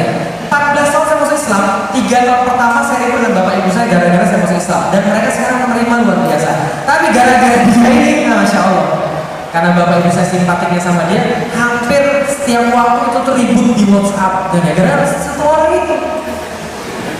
Kemarin tuh bapak saya nelfon saya nggak angkat karena saya nggak lagi terus saya telepon, karena saya telepon sampai 1 jam nelfon bapak saya, marah-marah bapak saya juga berusaha meyakinkan dia, saya pulsa saya habis loh, bayangin 1 jam telepon, gara-gara sama satu orang itu tadi. Lik, gimana nih jadi Lik? Buniani ditangkap ya? Oh iya, parah banget tuh. Masa polisi itu tiba-tiba nangkep, gak ada alasan yang kuat seperti itu. Tapi kan sudah saya tulis nih, papi baca gak status? Oh iya, papi baca, dan menurut papi status itu lebay banget. Oh gitu ya? Kenapa lebay nih? Jadi gini, itu semua kan urusan politik. Ngapain kamu ikut-ikutan? Gak usah. Kamu tuh terkesan belain banget Buniani. Saya bilang saya gak ada urusan Buniani, saya gak ngerti dan saya gak kenal dia. Yang saya tulis adalah kok bisa-bisanya gara-gara tulisan itu dia tersangka. Karena kalau tulisan itu dia jadi tersangka, saya tulisannya lebih menyerang daripada itu gitu maksudnya. Kok bisa-bisanya, ini gak adil banget. Nah kenapa? Berarti dia jadi tersangka supaya seolah-olah ini adalah kasus fitnah, bukan penistaan agama. Paham teman-teman sekalian? Oh tapi tulisan itu lebih banget, tau gak? Nih, papi dan mami dapat meme dari orang-orang. Jadi ceritanya, itu kalau orang-orang di sana itu, karena orang-orang muslim itu, mereka juga ribut, dapatlah meme saya itu. Meme yang mana? Gitu loh, yang Buniani X berikutnya Felicia, bukan nama gitu. Nah, tolong ditangkap Pak polisi kan ya. Langsung ibu saya langsung WhatsApp, Lik sudah Lik, mami ini sudah tua, mami ingin hidup damai dan bahagia. Kamu tuh jangan nulitin mami lah, kamu gak usah ikut-ikut yang kayak gini-gini. Bapak sudah bilang itu, Lik sudah Lik, kamu tahu nggak banyak orang yang gak suka sama kamu? Saya bilang apa? Nah itu loh. Ini pembahasan kita dari sekarang ya. Peduli apa? Paham ibu sekalian? Saya bilang ke bapak saya, orang-orang tuh gak ngasih saya makan kok, gak ngasih saya makan, dan kalau saya sulit mereka bantu enggak juga kok. Dan kalau bilang mereka akan nuntut saya ketika di akhirat, dan mereka gak bisa nyelamatin saya ketika di akhirat. Ada urusan apa? Urusan kita dengan Allah kok. Lalu kita sudah yakin bahwa dalil tempat kita berbuat ini benar, urusan manusia itu urusan lain. Bisa dipahami bapak sekalian? Karena sudah ada dalilnya, dan dalilnya sudah kuat, kita sudah tahu dalilnya. Maka apapun kata manusia, abaikan saja. Berarti Ustaz anti kritik dong. Oh saya mau dikritik, tapi sama yang ulama. Tapi kalau bukan ulama yang gak ngerti agama, sekarang kan zamannya begitu kan ya, gak mau belajar agama, gak ngerti agama, terus nentuin yang mana yang Islami, yang mana yang gak Islami. Lucu kan ya? Paham gak maksud saya kira-kira? Ada orang gak mau belajar agama, gak ngerti agama, tiba-tiba bilang ini Ustaz provokator. Nah ini baru Ustaz agama ya kan ya. Gara-gara setuju dengan dia. Karena dia gak pernah belajar agama. Aneh, lucu. Bisa dipahami dulu sekalian, ini keimanan. Berarti iman itu karena bukti. Kalau ada bukti, ada iman. Kalau nggak ada bukti, nggak ada iman. Ada pertanyaan silakan. Oh hari mana ya? Belum datang. Oh ada, menunggu ya. Monggo silakan. Ya, oh langsung. Oh ya boleh. Ada pertanyaan baru sekalian? Boleh Bapak. Waalaikumsalam.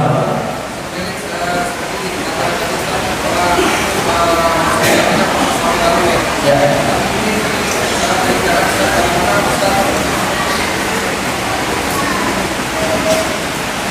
Baik, assalamualaikum warahmatullahi wabarakatuh. Waalaikumsalam warahmatullahi wabarakatuh. Sebenarnya kami cukup bangga sekali ya punya Ustadz Felix yang bermualaf masuk agama Islam. Di mana tadi Ustadz juga katakan bahwa Ustadz 14 tahun ya sudah masuk ke agama Islam. Dan kami ingin sedikit juga lagi Pak Ustadz, bagaimana cara Pak Ustadz mempelajari agama ini sehingga selama 14 tahun ini Pak Ustadz sudah cukup menguasai ya, sudah begitu kafah dengan ajaran agama kita Pak Ustadz. Kemudian yang pertanyaan yang kedua, mu'alaf dan orang yang berhijrah itu hampir sama Pak Ustaz. Kalau kita mengakui bahwa diri kita beriman. Ya, kemudian kita kalau lihat di surat Al-Ankabut ayat 2 lebih kurang, janganlah engkau mengatakan dirimu beriman sebelum Anda diuji, ya kan? Kemudian juga ada di Al-Baqarah 214, janganlah kalian ingin masuk surga tapi kalian belum kami uji seperti orang-orang sebelumnya. Nah, menurut saya apakah ada pengalaman juga di Pak Ustaz?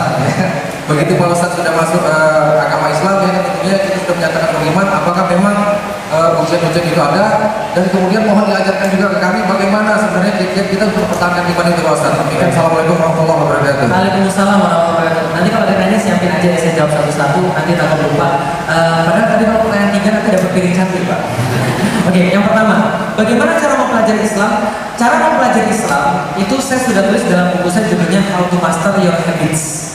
Itu adalah satu buku karena banyak orang tanya gimana kira-kira bisa mempelajari Islam dengan cepat, bisa seperti jadi gini kira-kira.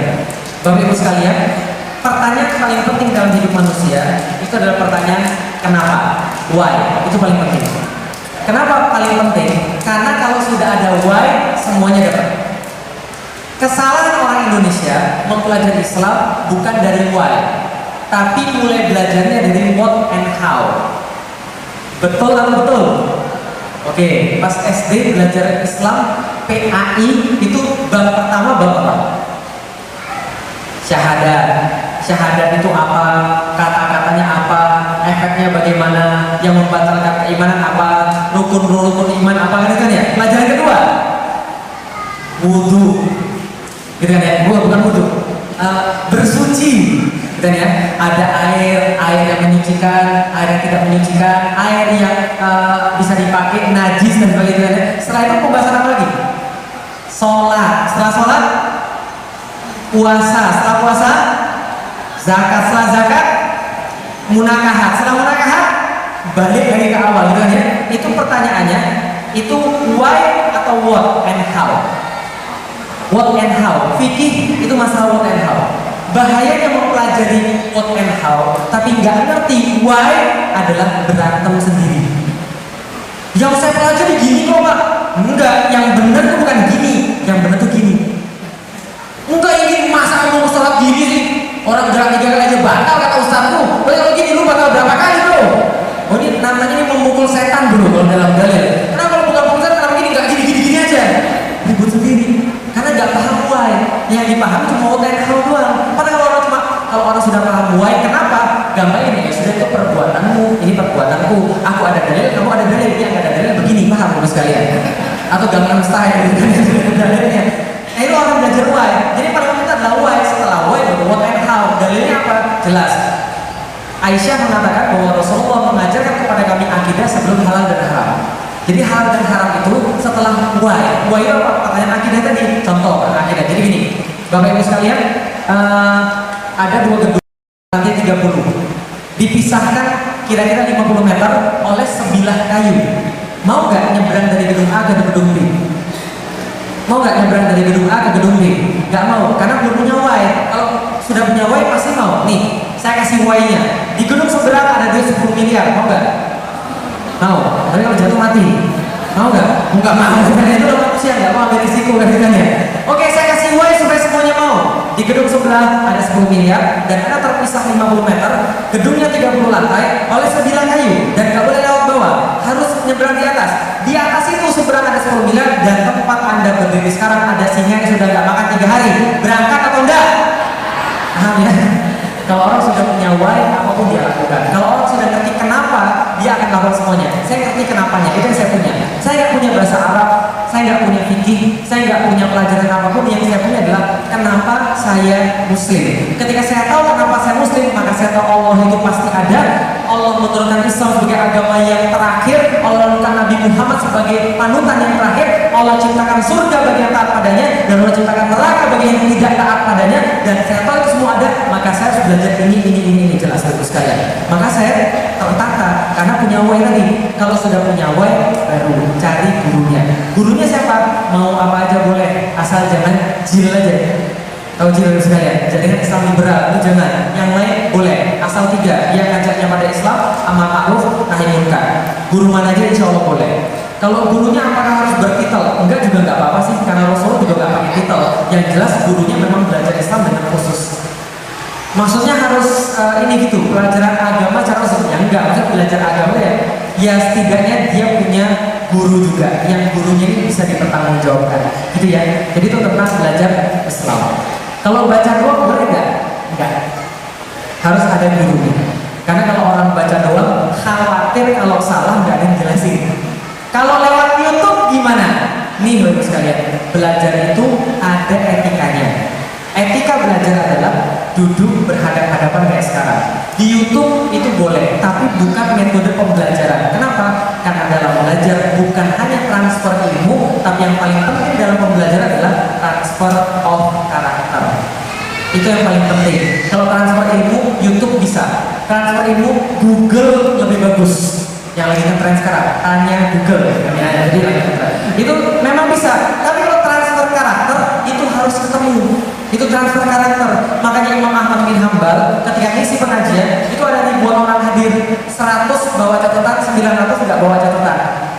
Lihat aja, duduk, lihat, datang, duduk, lihat, itu sudah merupakan pembelajaran. Datang dari tempat yang jauh, lalu kemudian duduk diam, menanti, mendengarkan, itu sudah proses pembelajaran. Melihat akhlak orang yang menyampaikan, ditransfer semangatnya, itu namanya transfer of karakter. Saya dapat itu dari Ustaz Fatih Karim, saya dapat itu dari Ustaz Epi Taufik, guru saya dapat itu dari Ustaz-Ustaz yang lain sampai dengan sekarang. Transfer of karakter, adab sebelum ilmu, itu namanya. Kalau sudah dapat adab, ilmunya insya Allah dapat juga. Gitu ya. Oke, ada yang lain? Yang kedua belum ya? Oke, yang kedua. Apa tadi? Oh iya. Mempertahankan keimanan. Jadi gini, ada di dalam Al-Quran kata-kata begini. Ahasibanna su'ayatro fa'ayakul amanna wahum la yuftanun. Apakah manusia dibiarkan mengatakan dirinya beriman padahal dia belum diuji? Artinya apa? Diuji itu adalah kewajiban Allah bagi seluruh manusia. Mau beriman, mau nggak beriman. Mau dia belajar, mau nggak belajar. Mau dia jahat, mau baik, semuanya diuji. Pertanyaan sederhana. Orang baik mati nggak? Orang jahat mati nggak? Mending mati baik atau mati jahat? Orang belajar diuji nggak? Orang nggak belajar diuji nggak? Mendingan diuji belajar atau nggak diuji nggak belajar? Oke, gimana cara supaya tetap istiqomah dalam keadaan diuji? Ada 3. 1, kekuatan akidah. Kekuatan akidah bagi pertanyaan why. Semakin kuat why kita, semakin kuat akidah kita. Saya kasih contoh lagi. Pernah lihat hari Jumat angkot-angkot berkeliaran? Pernah? Kenapa mereka nggak sholat Jumat? Kenapa nggak sholat Jumat? Nyari setoran. Berapa setoran yang bisa didapat setengah jam ninggalin sholat Jumat? 50.000. Berarti dia ditanya Tuhannya siapa? Dia jawab Allah.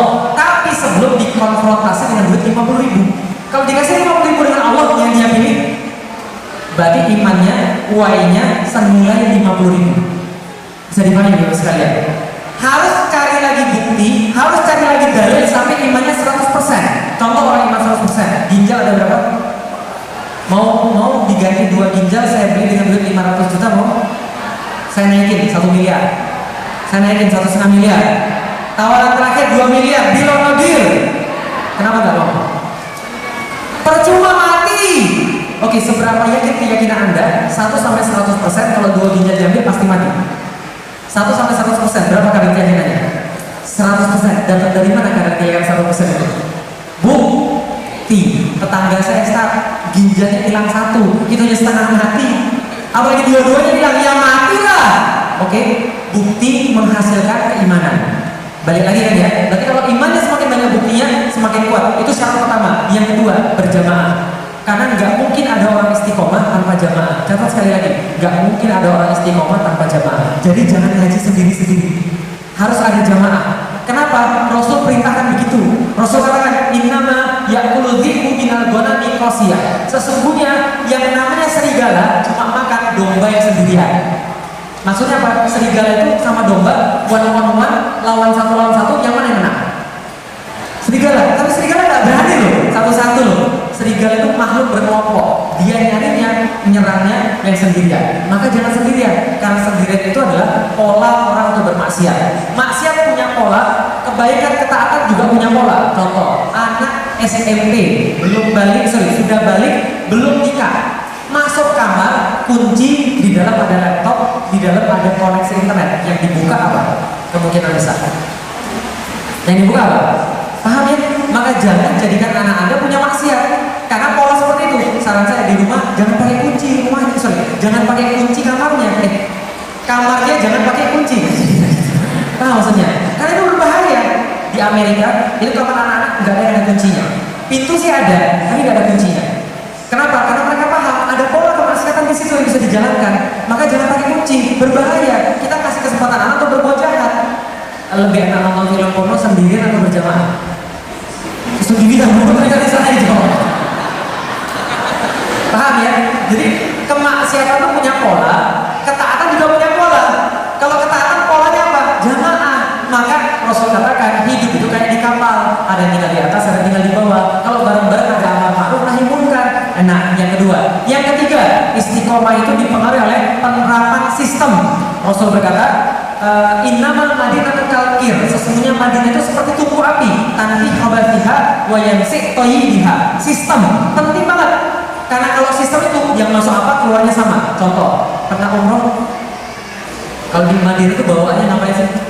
Bawaan jam 2 pengen pergi ke masjid, jam 1 sudah gak tenang tidur gitu kan ya, pengennya tidur di masjid gitu ya, pengennya tepat waktu, berjauh terus enak banget, kok cepet banget sih suratnya selesai gitu kan ya. Tapi kalau di Indonesia nah itu namanya sistem. Sistem itu adalah kondisi keimanan tadi. Sistem itu mengatur. Di dalam Islam ada orang gak sholat itu bisa dihukum oleh Allah. Di dalam sistem Islam yang namanya non muslim gak boleh nyalon, jangankan jadi pemimpin, nyalon aja gak boleh. Itulah sistem namanya. Tapi kalau sistem sekarang hancur. Mau percaya sama siapa lagi? Anda coba. Anda mau percaya sama siapa lagi coba? Bukan ya? Sama presiden yang minta, presiden gak mau nemuin. Kita disuruh lapor, kita lapor, gak kita datin, gitu kan ya? Kita disuruh kemudian tunggu proses hukum, tapi gak jadi-jadi. Giliran kalau proses hukum yang lain kok cepet banget. Ini kan aneh. Mau percaya sama siapa lagi antum? Karena apa? Karena sistemnya bukan sistem Islam. Maka saya selalu mendesak, bukan hanya pemimpin Muslim yang wajib, tapi sistem Islam. Karena pemimpin Muslim tanpa sistem Islam sama aja kayak sholat. Orang Muslim yang mimpin sholat tapi Gangnam Style. Paham teman sekalian? Paham ya? Jadi perbandingan ini kalau ada yang ngomong, mending mana? Muslim korup atau pemimpin kafir jujur? Itu sama kayak gini. Antum dipimpin sama non Muslim sholat, mau nggak? Terus dia bilang, aku orang Arab loh, makhrajku keren loh, hafalanku banyak loh. Iya, tapi tetap aja kamu bukan Muslim. Nggak bisa. Tapi kalau pemimpinnya Muslim terus Gangnam Style, mau? Makanya pemimpinnya Muslim, sistemnya harus Islam. Itu pilar ketiga. Bahwa ada sistem yang menyebabkan orang jadi sholat berjamaah, ada sistem yang membuat orang jadi maksiat berjamaah. Sekarang kira-kira maksiat berjamaah atau sholat berjamaah? Riba halal atau haram? Riba halal atau haram? Pelakunya dihukum apa sama Allah? Diperangi di dunia. Di akhirat, masya Allah, jangan tanya. Karena dosa yang paling ringan seperti menzinai bukan sendiri. Itu kadar dosanya. Tapi ternyata negara kita sekarang jantung ekonominya apa? Ribawi. Maka kemarin isu rasmani itu sudah ada yang narik? Bagus. Oh ini dia provokasi gitu. Jadi kita tanya, saya kasih tahu, rasmani itu betul. Kalau saya seluruh orang Indonesia rasmani, yang susah jadi juga orang Indonesia. Lah kenapa? Karena jantung kita ini riba. Jantung riba itu ada di bank. Berarti kalau bank kolaps, ekonomi kita kolaps. Dan belum ada ekonomi penggantinya, berarti benar kolaps semua. Tapi gimana Ustaz? Berarti gak usah tarik, nggak apa-apa, tarik aja untuk latihan. Teman-teman sekalian, untuk latihan bahwa kita tahu bahwa riba itu memang begitu, memberikan kesengsaraan pada semuanya. Maka selagi kemenangan kita itu kita lakukan adalah apa? Mendidik masyarakat supaya percayanya cuma pada sistem Islam. Jadi ketika dicabut itu colokannya, ada colokan penggantinya gitu loh maksudnya. Jadi panggil teman-teman sekalian, latihan nggak apa-apa, biar kapok orang-orangnya gitu kan ya. Buat saya dari dulu sudah ngomong tentang fractionalism requirement, tapi sekarang baru orang-orang baru paham bahwa ternyata ada cara yang lain karena orang sudah gak percaya dengan sistem sekarang, sehingga mereka coba cara-cara yang bisa mereka lakukan, termasuk rasa ini. Gitu ya? Ada pertanyaan di sana? Ya, mbak-mbak di sini. Ada mungkin? Ada? Gak ada? Oh, ini saya ada. Boleh. Ada mungkin?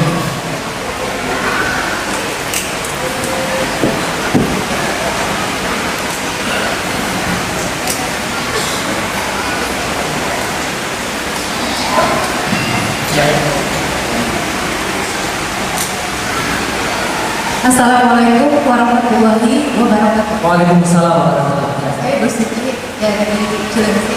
Ustaz, kita semua sudah yakin sistem ini adalah sistem yang rusak, dan kita berharap dengan sistem Islam ini bisa tertata kembali. Pertanyaan saya, orang kafir tidak akan pernah ridho, apalagi kita menjadikan satu sistem Islam. Bagaimana menurut Ustaz?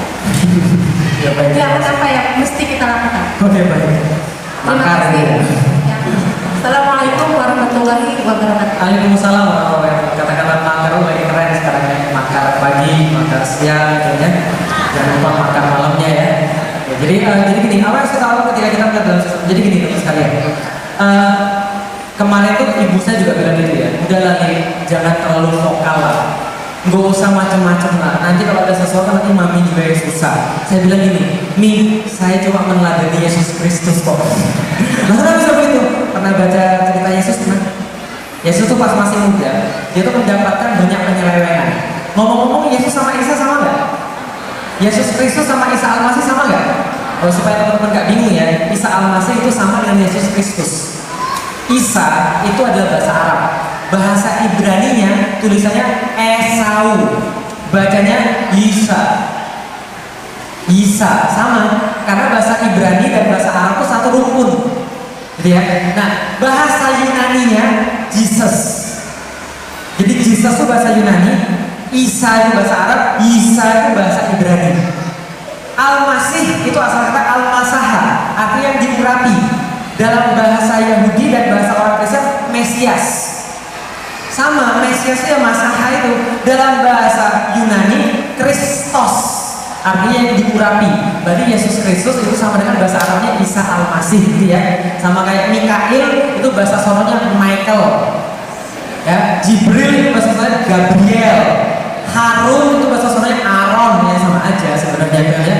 Solomon di kita Sulaiman, ya itu sama aja, cuma beda dialek aja. Oke, sampai di mana tadi? Yesus Kristus. Yesus Kristus itu ceritanya ketika dia datang ke sinagoga, tempat peribadatan orang-orang Yahudi, dia lihat mereka jualan di situ. Jadi masjid di zaman sekarang menjadi tempat jualan, kira-kira gitu lah. Dia datang, lalu diobrak-abrik itu pasar itu, dibolak-balikin mejanya. Kira-kira kalau Anda anggap aja Anda jadi Yesus gitu ya, ada orang yang sudah terbiasa jualannya di masjid itu loh, udah beratus-ratus tahun jualan di masjid, tiba-tiba Anda bolak-balikin mejanya. Kira-kira gimana? Anda dibilang apa kira-kira? Anak ingusan marah aja itu. Tradisi kita dibolak-balik sama dia. Ngamuk nggak? Berarti lawannya Yesus siapa waktu itu? Status quo. Paham ya?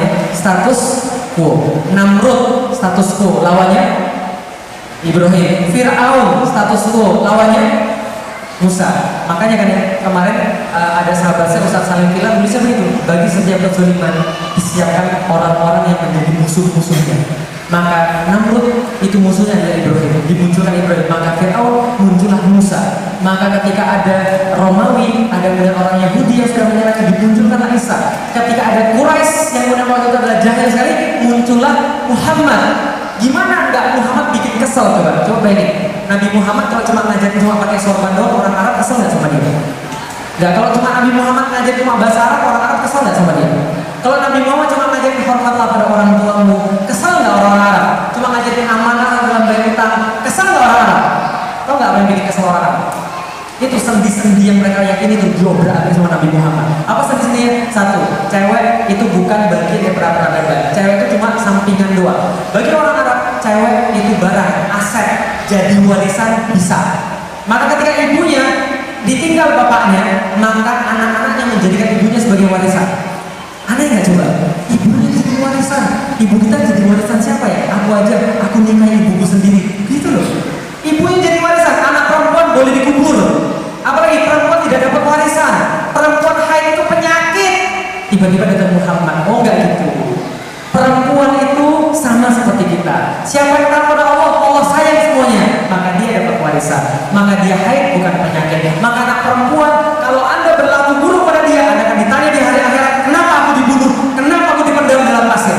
Maka anak perempuan, maka dia bukan warisan, dia bukan aset, karena dia punya jiwa, dia bisa menentukan diri sendiri. Ngamuk nggak orang-orang Quraisy? Riba dihantam, sembahan berhala dihantam, kepercayaan pada bangsawan-bangsawan dihantam, diganti ukhuwah Islam. Marah, makanya udah muncullah. Persis nggak kira-kira kayak sekarang? Persis nggak kira-kira kayak sekarang? Paham ya? Jadi kalau dalam perjuangan menuju kebenaran itu, ya pasti akan ada yang seperti itu. Artinya adalah apa? Yang memang makanya dapatnya surga. Kalau perjuangan mudah dapatnya kipas angin. Nah, terus bagaimana sekarang ketika kita pengen menegakkan aturan Allah? Karena Allah perintahkan begitu, tapi kemudian ada yang tidak menghendaki. Ya nggak apa-apa, itulah dakwah. Tapi dakwah ada jalan-jalannya. Apa jalan-jalannya? Tidak boleh dengan kekerasan, harus dengan pemikiran, harus dengan berjamaah kayak tadi. Makanya kayak kemarin itu baru sekalian. Kalau kita tuh niat makar sudah selesai kemarin. Oh misalnya, itu orang kan sebanyak itu, polisi sedikit itu kan bisa apa-apa. Tapi sayangnya bukan kita nggak berani, bukan kita nggak mau, nggak boleh. Dosa di dalam Islam, dakwah pakai kekerasan. Dan kemarin itu adalah tindakan dakwah, tindakan syiar. Maka kita tidak boleh kekerasan. Semua orang muslim paham itu yang sudah ada di sana. Maka kita dakwah tidak boleh kekerasan. Aparat tidak boleh kemudian dianggap sebagai musuh. Orang yang berwenang tidak boleh sebagai musuh. Kenapa? Nasihat saja. Persis seperti Rasulullah. Orang nggak suka sama dia, orang nyiksa dia nggak pernah balas. Nah kenapa? Karena dakwah tidak boleh pakai kekerasan. Maka sudah jalan aja terus. Nah kenapa? Allah tidak pernah mewajibkan ujung jalan ini. Yang Allah wajibkan kita ada di atasnya. Allah wajibin kita bisa baca Quran? Allah wajibin kita bisa baca Quran? Enggak. Allah wajibin kita bisa bahasa Arab? Enggak. Allah wajibin kita untuk bisa ilmu agama? Enggak. Kan kita sudah punya doanya. Allahumma zidni ilman warzuqni fahman. Kita berarti ilmu dan fahman itu siapa yang ngasih? Yang kita diwajibkan belajar. Paham ya? Ingat loh, kita nggak pernah diwajibkan membaca Quran loh. Kita disuruh belajar. Kalau sudah belajar sudah dapat pahala. Mengenai bisa dan nggak bisanya itu rezeki Allah. Ada murid kiai yang diajarinya sama, satunya bisa, satunya nggak bisa. Lalu apa? Ilmu itu adalah rezeki Allah. Pemahaman itu rezeki Allah. Maka kita minta warzuqni fahman. Rezekikan apa? Pemahaman. Rezeki itu milik Allah. Sudah dikasih pada kita. Yang penting belajar sama kayak dakwah. Berhasilnya nggak harus. Yang harus Anda dakwah dan berada di atas jalan Allah. Nggak nyampe, nggak apa-apa. Yang penting mati di atasnya. Gitu ya. Jadi semangat aja, nggak ada masalah. Nah kenapa ya? Ini kan jalan para nabi yang Nabi wariskan kepada kita. Nabi nggak mewariskan harta, nggak mewariskan kemudian apapun kecuali adalah ilmu dan dakwah ini. Karena dakwah tidak pernah diwajibkan kecuali selain daripada agama Islam, umat muslim yang lain nggak diwajibkan. Gitu ya. Jadi semangat aja, nggak apa-apa, santai. Insya Allah ujungnya kita sudah tahu kemenangan. Cuman ya ini masih ada beberapa hal yang harus kita lewati. Adapun ada cobaan-cobaan itu Allah pengen kita dapat, ya dapat ibadah dan amal. Insya Allah. Ada yang lain? Ada sambung? Cukup? Masih ada? Oh ya silakan. Betul. Miknya di sana. Assalamualaikum warahmatullahi wabarakatuh. Yang saya mau tanyakan ini Ustaz tentang hati Allah, hati Rasul, oleh al-Mu'minkum. Nah, oleh amri yang saya pahami sini kan presiden ini boleh amri nanti kita. Terus tentang yang pemerintahan yang seperti ini tuh gimana kita taatkan gitu. Dengan pemahaman saya pribadi itu masih jauh lah dari umat Islam. Jadi kalau pemerintah ada sistem seperti ini, apa kita harus ikut pemerintahan ini atau gimana? Sedangkan dari yang saya juga apa yang mungkin saya banyak kekurangan dari MUI sendiri juga kadang nggak, apabila ada pemerintahan yang ada sistem seperti ini nggak ada backup dari oh ini boleh atau enggak, seperti misalkan kita kayak BPJS lah atau segala macam kan pro kontra. Mohon penjelasannya. Terima kasih. Assalamualaikum warahmatullahi wabarakatuh. Waalaikumsalam warahmatullahi wabarakatuh. Jadi ini pertanyaannya ada dalil ya ayyuhalladzina amanu atiullaha wa atiur rasul wa ulil amri minkum. Atiullaha wa atiur rasul wa ulil amri minkum. Sekali lagi, atiullaha wa atiur rasul wa ulil amri minkum. Ada yang beda di sini? Bedanya di mana? Yang terakhir cuma pakai wa tapi nggak pakai ati. Kalau nggak pakai ati lebih murah, enggak? Itu mi. Nah jadi wa ati Allah, ati adalah taati.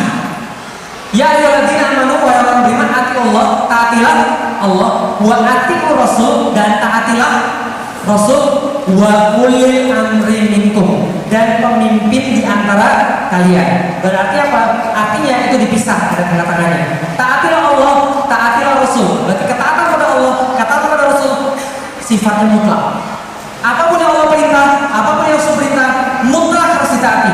Wa ulil amri minkum, dan pemimpin di antara kalian. Waliul amr di Indonesia presiden bisa dianggap waliul amr, gubernur bisa dianggap waliul amr, bisa.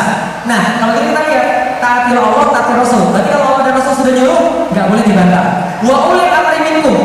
Ketika menjelaskan ayat ini, Imam Ibnu Katsir menyingkir satu cerita. Jadi gini ceritanya. Ada seorang pemimpin yang diperintahkan Rasul pimpin pasukan. Dia mau memimpin pasukan, kemudian orang ini ternyata menemukan sesuatu yang tidak dia sukai pada bawahan-bawahannya. Kemudian dia bilang begini, kumpulin kayu bakar, bawa ke tempat saya. Semua orang merasa bingung, ngapain dia nih? Ya gak apa-apa lah, dia pemimpin, taati. Semua orang bawa kayu bakar, kemudian satu-satu numpuk di depan dia, lalu pemimpinnya bilang, nyalakan kayu bakarnya. Sudah dinyalakan, kemudian pemimpinnya bilang, masuk ada semua dalam kayu bakar ini, dalam api ini. Semua orang berhenti. Nanti dulu, lah kenapa? Taat pada pemimpin iya, tapi ini kita disuruh mati. Gimana ya? Ada orang berkata, kita tanya sama Rasul dulu yuk. Gimana? Tapi kan kalian saat pada saya. Enggak, kami mau tanya sama Rasul dulu. Maka kemudian mereka tanya sama Rasul, tahu jawab Rasul apa? Kalau kalian tadi masuk ke dalam api itu tadi dan ngikutin perintahnya dia, kalian tidak akan pernah keluar selama-lamanya. Tahu maksudnya? Masuk neraka. Karena taat pada sesuatu yang salah. Maka Rasul pernah mengucapkan satu hadis yang sangat terkenal, inna ta'ata fil ma'ruf. Sesungguhnya ketaatan itu hanya pada hal-hal yang ma'ruf. Maka kalau disuruh suami yang ma'ruf taati. Mas, kan suami kan pemimpin. Mas, saya hari ini mau puasa. Kira-kira gimana? Puasa apa deh? Puasa sunnah. Gak usah. Saya maunya kamu di sini sama saya hari ini. Ya sudah, taat nggak? Taat nggak? Taat, karena itu adalah taat yang ma'ruf. Tapi gini, Mas, hari ini kan bulan Ramadan. Saya mau puasa nih Mas. Gimana ya menurut Mas? Gak usah, jadi jangan ditaati. Paham ya? Karena itu bukan pahala yang ma'ruf gitu loh. Tidak boleh berasa gini, kan kata harus taat pada suami. Kan kalau kita taat pada suami kita bisa masuk surga mana saja. Iya, tapi ketaatan dalam perkara yang ma'ruf. Maka tadi ditegaskan dalam yang lain, fa in tanaza'tum fi syai'in farudduhu ila Allahi wa Rasul. Ayat berikutnya bunyinya begitu, bahwa kalau kalian berlainan pendapat dalam satu hal, kembalikan pada Allah dan Rasul. Maka pemimpin yang dimaksud harus menerapkan Al-Qur'an dan As-Sunnah. Kalau dia berselisih, kembali pada Al-Qur'an dan As-Sunnah. Pertanyaannya, kalau pemimpinnya nyuruh sesuatu yang maksiat, ditaati atau tidak? Jangan.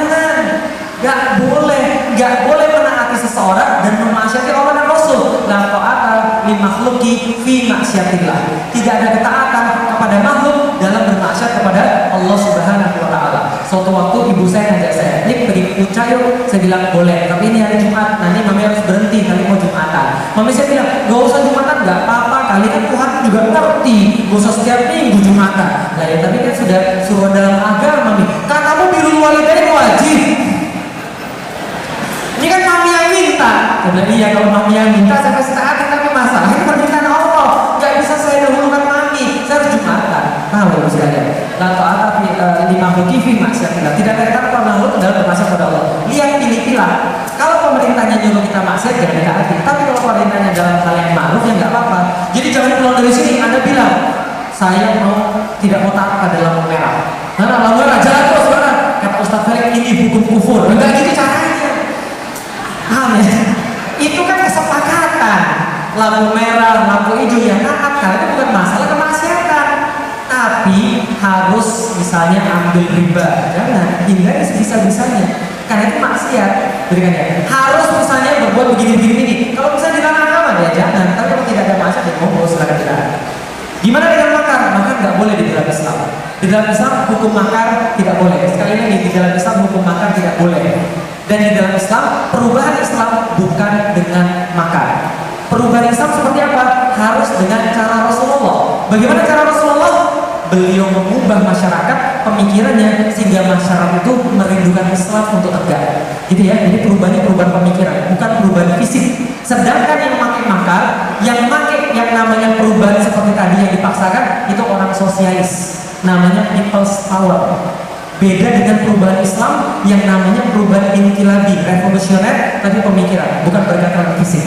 Jelas ya? Jadi besok tanggal 2 itu nggak ada masalah, jangan takut.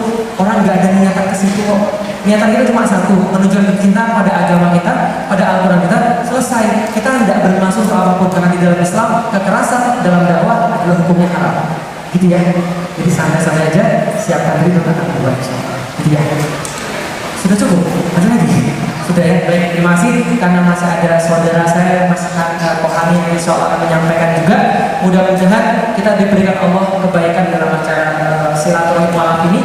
Sebagai informasi, tanggal 25 Desember besok saya dan Umi Irena juga mengadakan satu acara yang dikhususkan buat mualaf. Insya Allah kita akan coba untuk mengumpulkan orang-orang yang peduli pada mualaf dan tidak hanya mengajak orang-orang yang belum masuk Islam untuk masuk Islam, tapi kita coba untuk menstrukturisasi seperti apa harusnya pembinaan pada mereka supaya nanti jadinya ya kayak orang-orang kayak Umi itu bisa lebih banyak gitu ya, supaya nanti orang-orang yang tertarik dengan Islam setelah mereka masuk Islam juga bisa diberikan sebuah ilmu yang proper. Nah, yang ingin gabung insya Allah di Balai Sudirman, cek aja di Instagram saya atau di Facebook saya tanggal 25 Desember.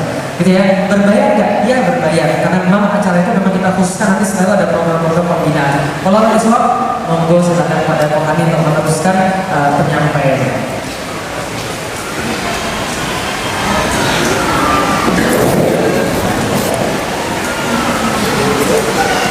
Apa saya cuma 5 menit 10 menit. Cuma nyampe. Ya, saya di sini aja. Iya di sini aja.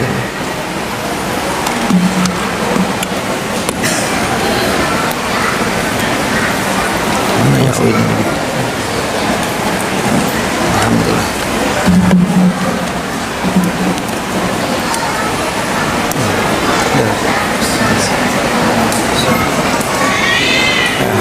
Assalamualaikum warahmatullahi wabarakatuh. Waalaikumsalam. Bismillahirrahmanirrahim. Terima kasih Kak Felix waktunya. Alhamdulillah Kak Felix sempatkan ke sini. Saya sekedar mau melaporkan mengenai kegiatan kita. Terima kasih atas anti semua, antum semua datang ke sini. Saya melaporkan bahwa Mualaf Center Darussalam adalah satu-satunya Mualaf Center yang berbasiskan masjid. Satu-satunya masjid yang dikepung 20 gereja ilegal. Ini ada fotonya di layar bisa dilihat. Di sini kita punya 20 gereja yang setiap hari penginjilan rumah ke rumah. Mereka tidak punya izin dan masjid cuma satu. Ini masjidnya. Jadi alhamdulillah Allah ridhoi, Allah mudahkan kita ada di sini. Mualaf sebenarnya itu gantinya murtadin menurut saya, dan mualaf itu insya Allah kalau dibina dengan benar, kita udah lihat contohnya. Senior saya Ko Felix, saya baru 3 tahun masuk Islam. Lihat bagaimana Allah sayang sama Ko Felix, cinta sama Ko Felix. Ada hari ini Ko Felix di depan kita semua, dan mudah-mudahan teladannya Rasul, tapi kita harus lihat buktinya. Apa sih buktinya orang masuk Islam? Mungkin lihatnya enak, tapi kita orang nggak tahu susahnya dulu gimana gitu. Nah, biar Allah yang balas dengan kebaikan, dan hidayah memang hanya dari Allah, bukan dari manusia. Jangan pernah merasa saya ngislamin orang, saya ini enggak. Bahkan Rasul nggak bisa mau islamkan pamannya karena nggak enak sama manusia, sama sukunya. Nah, jadi saya mau laporkan kegiatan ini, dan ini hari ini kita di sini untuk kewajiban kita sebagai sama Muslim, bersilaturahim, berukhuwah. Yang penting Islam buat para orang lain, Islam bukan apa yang dilakukan oleh orang Muslim, tapi apa yang harus Muslim lakukan. Dan mudah-mudahan di dasar hati kita ada tauhid yang harus ada di dasar hati kita, diwujudkan dalam batin kita, pikiran dan lisan kita. Sedari tadi kita duduk di sini, kita berkumpul di sini, kita bertolakul ilmi, kita berukhuwah, kita bersilaturahim. Allah Maha melihat dan sekarang sedang dilihat Allah. Jadi ini laporannya. Alhamdulillah 3 bulan sudah, baru 3 bulan umurnya Mualaf Darussalam, mulai Agustus. Kita baru jalan 3 bulan, hanya dengan kemudahan dari Allah kita hari ini masih ada. Dan mudah-mudahan dengan melihat saat ini Allah sendiri yang berbicara ke hati kita semua, apa yang bisa kita lakukan untuk beramal salih nahi mungkar melalui diri kita masing-masing untuk kejayaan Islam. Ini yang syahadat mantan biarawati baru sama, tapi dia biarawati, bukan calon biarawati. Jesslyn, please stand up. Ini orangnya. Ini dia dulu. Dia adalah, thank you. Ini orangnya, dia adalah keponakan dari Uskup Agung, Archbishop, tinggi sekali kalau Uskup Agung. Dia biarawati dan dia sekarang tergabung di kita. Badannya kecil, dia ahli bela diri. Saya pernah dicoba dibanting sama dia. Dia bisa Thai boxing. Dia ahli bela diri praktis. Silahkan kalau mau belajar dengan mualaf. Gitu. Yang mau dibanting monggo. Ini Mark, saya nggak bisa datang. Mark Magnus namanya, umur 9 tahun dapat hidayah masuk Islam dan dia berdakwah. Nanti insya Allah suatu hari dia sudah mengislamkan orang 13 orang sejak 1 tahun yang lalu dia masuk Islam. Ini Melisa juga nggak datang, Melisa Untoro. Ini mantan, ini pilot penerbang. Bapaknya katekis. Ini dipukulin masuk Islam, babak belur, masih lihat berdarah-darah mukanya. Kita datengin di Polsek Tebet. Ini Mbak Intan, nggak tahu orangnya di mana tapi pasti ada harusnya insya Allah. Ini yang tunarungu. Ada banyak orang yang syahadat. Ini sama Kofelik, alhamdulillah orangnya sekarang udah nggak di sini kok. Saya sebagai laporan. Ini saya ada sama Kofelik 2 bulan yang lalu. Namanya Widiawati Gerlinda Sutanto, bapaknya kolonel TNI aktif di Cilangkap sini Mabes Polri. Kami setiap hari datengin 2 truk, gara-gara saya datengin 2 truk tentara. Di rumah saya setiap hari dijagain 1 mobil tentara. Hari ini dia sudah baik dengan keluarganya dan hari ini adalah aktivis dakwah di Semarang. Dia meninggalkan seluruh pekerjaannya. Ada banyak mualaf di sini. Terima kasih barakallahu fikum. Mereka semua meninggalkan pekerjaannya yang riba. Kerjanya di Bank Sinarmas dulunya. Banyak. Ini satu keluarga yang sekarang alhamdulillah jadi mantunya Ustaz Arifin Ilham. Dari anaknya, neneknya, bapaknya. Jadi program di kami adalah prasyahadat. Itu kita berkonsultasi, syahadat, pasca syahadat. Lalu sembari belajar kita lakukan mediasi. Thalabul ilmi adalah belajar sholat, belajar wudhu, belajar fikih sampai dia bisa ikro. Setelah pegangannya Al-Quran dan As-Sunnah selesai, dia puasa Senin Kamis tahajud duha, dia mandiri. Dan setelah 3 bulan udah nggak pantas dipanggil mualaf. Ini pondok mualaf Sangat Darussalam. Kami punya pondok alhamdulillah dekat dari sini lokasinya, luasnya 2000 meter, khusus ahwat. Kalau Iwan, kalau dia diusir tidur sama saya di masjid. Kita itikaf. Kita bukan Allah yang kita sembah, satu-satunya Allah yang tidak kelihatan. Agama lain semua Allahnya kelihatan, Allah kita nggak kelihatan, kita nggak tahu bentuknya seperti apa. Kita ada kelas memanah, kita ada kelas mengaji, Iqra 4 jam insya Allah. Yang belum kenal jaya bisa baca paling lama 6 jam. Kalau ada yang mau daftar, kita masih open, khusus mualaf. Silahkan yang suka bikin bisa grafis, video editing, kita buka kelasnya free, gratis. Anda dapat sertifikat dan Anda langsung bisa kerja. Untuk pengembangan ekonomi, kita setiap hari Sabtu dan Minggu di belakang kita ada booth. Ini boothnya ada nih sekarang. Seluruh barang yang dijual kita wakafkan uangnya 50% untuk Anda. Barang yang dijual di sana, kalau ada yang lebih murah, saya siap ganti 100 kali lipat harganya. Karena barang itu dijual 50%, jadi tidak bisa beli banyak retail. Barangnya ada banyak dari pabrik langsung. Lalu 50% untuk tanggal 2 Desember, 50% untuk para mualaf. Jadi penjualannya kita dari Allah semua ini. Dan kalau kita cinta dengan Islam, ayo pedagang-pedagang muslim ini dibangun. Kita setiap hari Kamis mualaf kita turun ke pasar di depan. Nggak cuma dia yang turun, kita bagi hijab. Masih banyak di luar sana ngaku muslim nggak mau pakai hijab. Nah, kita juga kalau yang meninggal silahkan. Kita ada ambulannya. Kita sering muhasabah di ambulan karena saya nggak punya mobil, jadi pakainya di mobil jenazah saja pergi, agak rame gitu. Nah, kasus-kasus yang biasa kita hadapi ini Desta. Bulan lalu ini cukup ramai. Saya masuk Islam sama polisi aktif Kapolsek Pamulang, namanya Christian Pau. sama orang Polres juga, disiksa di rumahnya, disekap, dipukulin. Alhamdulillah Allah tolong kita. Ini waktu visum, bahkan visum rumah sakit nggak ada yang berani kecuali RSPAD, karena kita ada pengurus masjid yang dokter kepresidenan. Ini waktu syahadat, ini waktu mediasi, alhamdulillah sudah baik dengan orang tuanya. Hanya Islam yang tidak membalas ketika dijolimi dan dijahati. Tidak ada satupun kasus mualaf yang berakhir ke penjara kecuali kasusnya ini. Ini mantan muslim murtadin di Bandung. Ini saya tangkap, dia spesial mengajak ta'aruf, spesial mengajak nikah, dan merusak akidah, bahkan maaf meniduri. Jadi orangnya saya tangkap, udah lepas, hati-hati dengan orang ini, namanya Andre.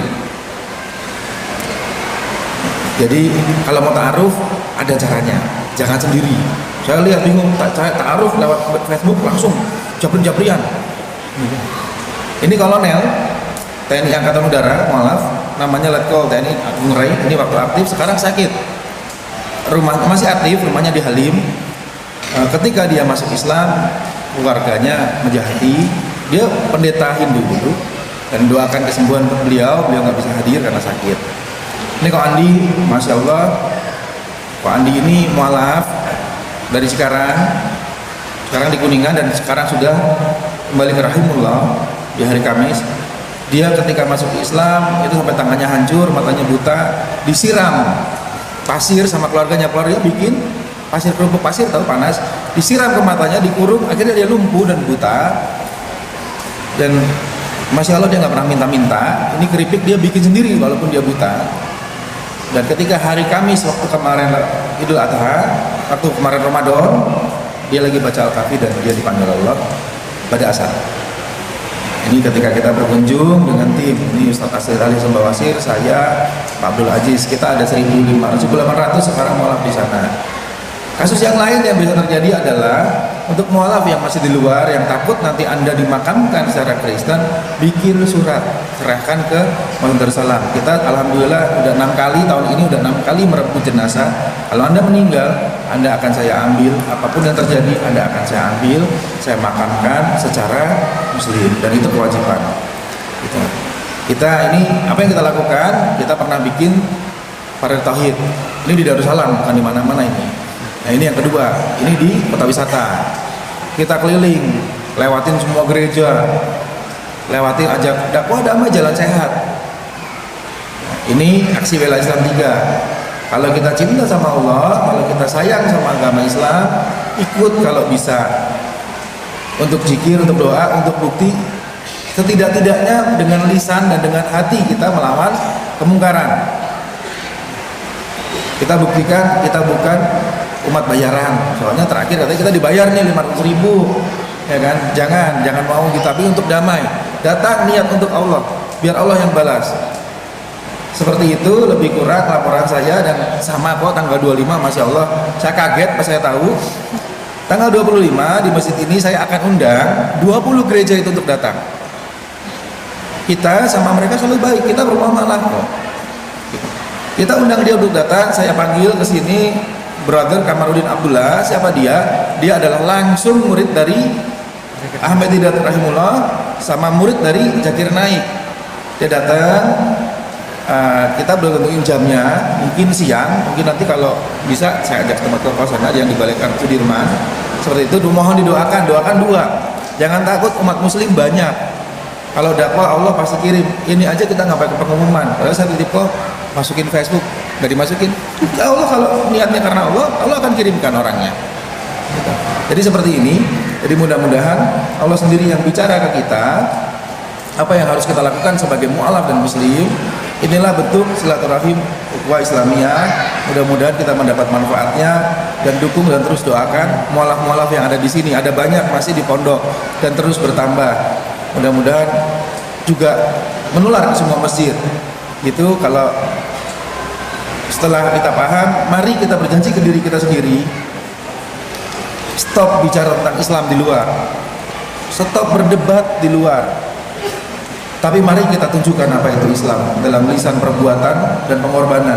Kejayaan Islam nggak cukup pakai omongan.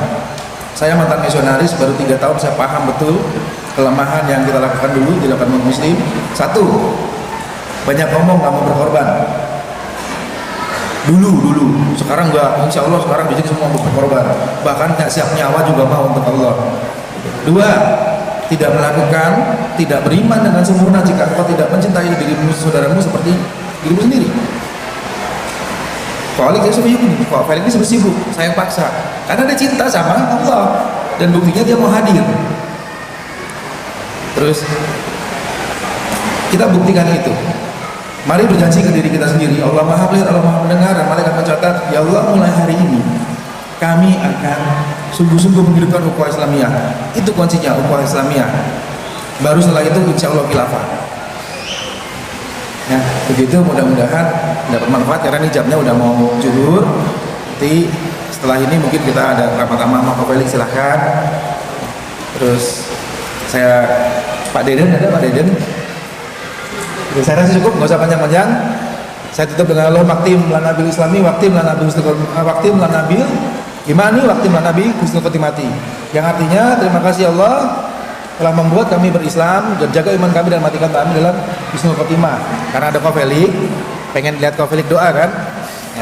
Pasti ya, silakan Kak, tutup Kak. Baik, terima kasih Bapak Ibu sekalian. Juga kita sudah melihat tadi memang saudara-saudara kita itu di antara mereka memang banyak sekali perlu bantuan-bantuan. Minimal adalah penguatan doa. Artinya kita merasa senang tatkala ada orang yang menjadi bagian daripada agama kita. Kenapa? Karena kita mencintai agama ini. Maka kita mencintai siapapun yang mencintai agama ini. Dan kita berharap mudah-mudahan Kohani diberikan senantiasa kekuatan, juga Masjid Darussalam ini diberikan kekuatan juga. Dan mudah-mudahan Allah tadi ya, seperti dalam surat yang tadi di awal, menggantikan orang-orang yang keluar daripada Islam, yang tidak peduli dengan Islam, dengan orang-orang yang mencintai agamanya dan Allah pun mencintainya, dan mereka bersiap untuk melawan apapun untuk Allah. Baik, Bapak Ibu sekalian, marilah kita tutup dengan doa dan mudah-mudahan kita berharap Allah meridhoi apapun yang terjadi pada hari ini. Allahumma sholli ala sayyidina Muhammad wa ala sayyidina Muhammad. Allahumma ighfir lil muslimina wal muslimat wal mu'minina wal mu'minat al ahya'i minhum wal amwat innaka samiun qaribun mujibud da'wat. Allahumma antal haq wa rasuluka haq wa kitabuka haq wa yaumil qiyamati haq wa malaikatuka haq wa qadari haq. Ya Allah, sesungguhnya Engkau adalah benar, Rasulmu juga benar, kitab-kitab juga benar, malaikat juga benar, hari kiamat juga benar, dan apapun yang Kau sampaikan kepada kami, yang Kau tentukan kepada kami, qada dan qadarmu kami beriman kepadanya. Ya Allah, sungguh kami adalah makhluk yang sering menzolimi diri kami sendiri. Maka dalam kesempatan ini kami memohon ampun kepadamu. Tak henti-hentinya kami memohon ampun atas seluruh kesalahan-kesalahan kami. Karena kepada siapa lagi kami akan memohon ampun kalau bukan kepada Engkau.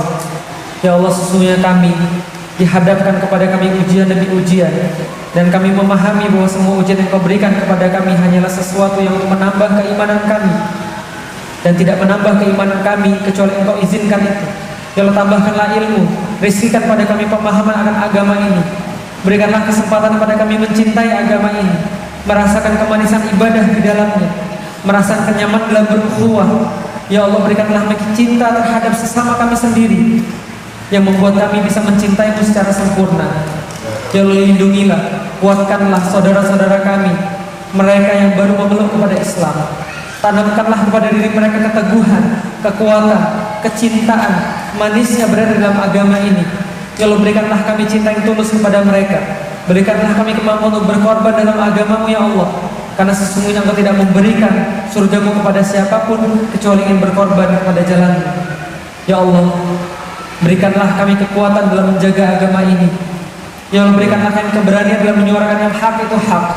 Ya Allah, berikanlah kami kemampuan untuk meneladani Abu Bakar As-Siddiq dalam kebijaksanaannya, Umar bin Khattab dalam keberaniannya, Utsman bin Affan dalam kelembutannya, dan Ali bin Abi Thalib dalam kecerdasannya.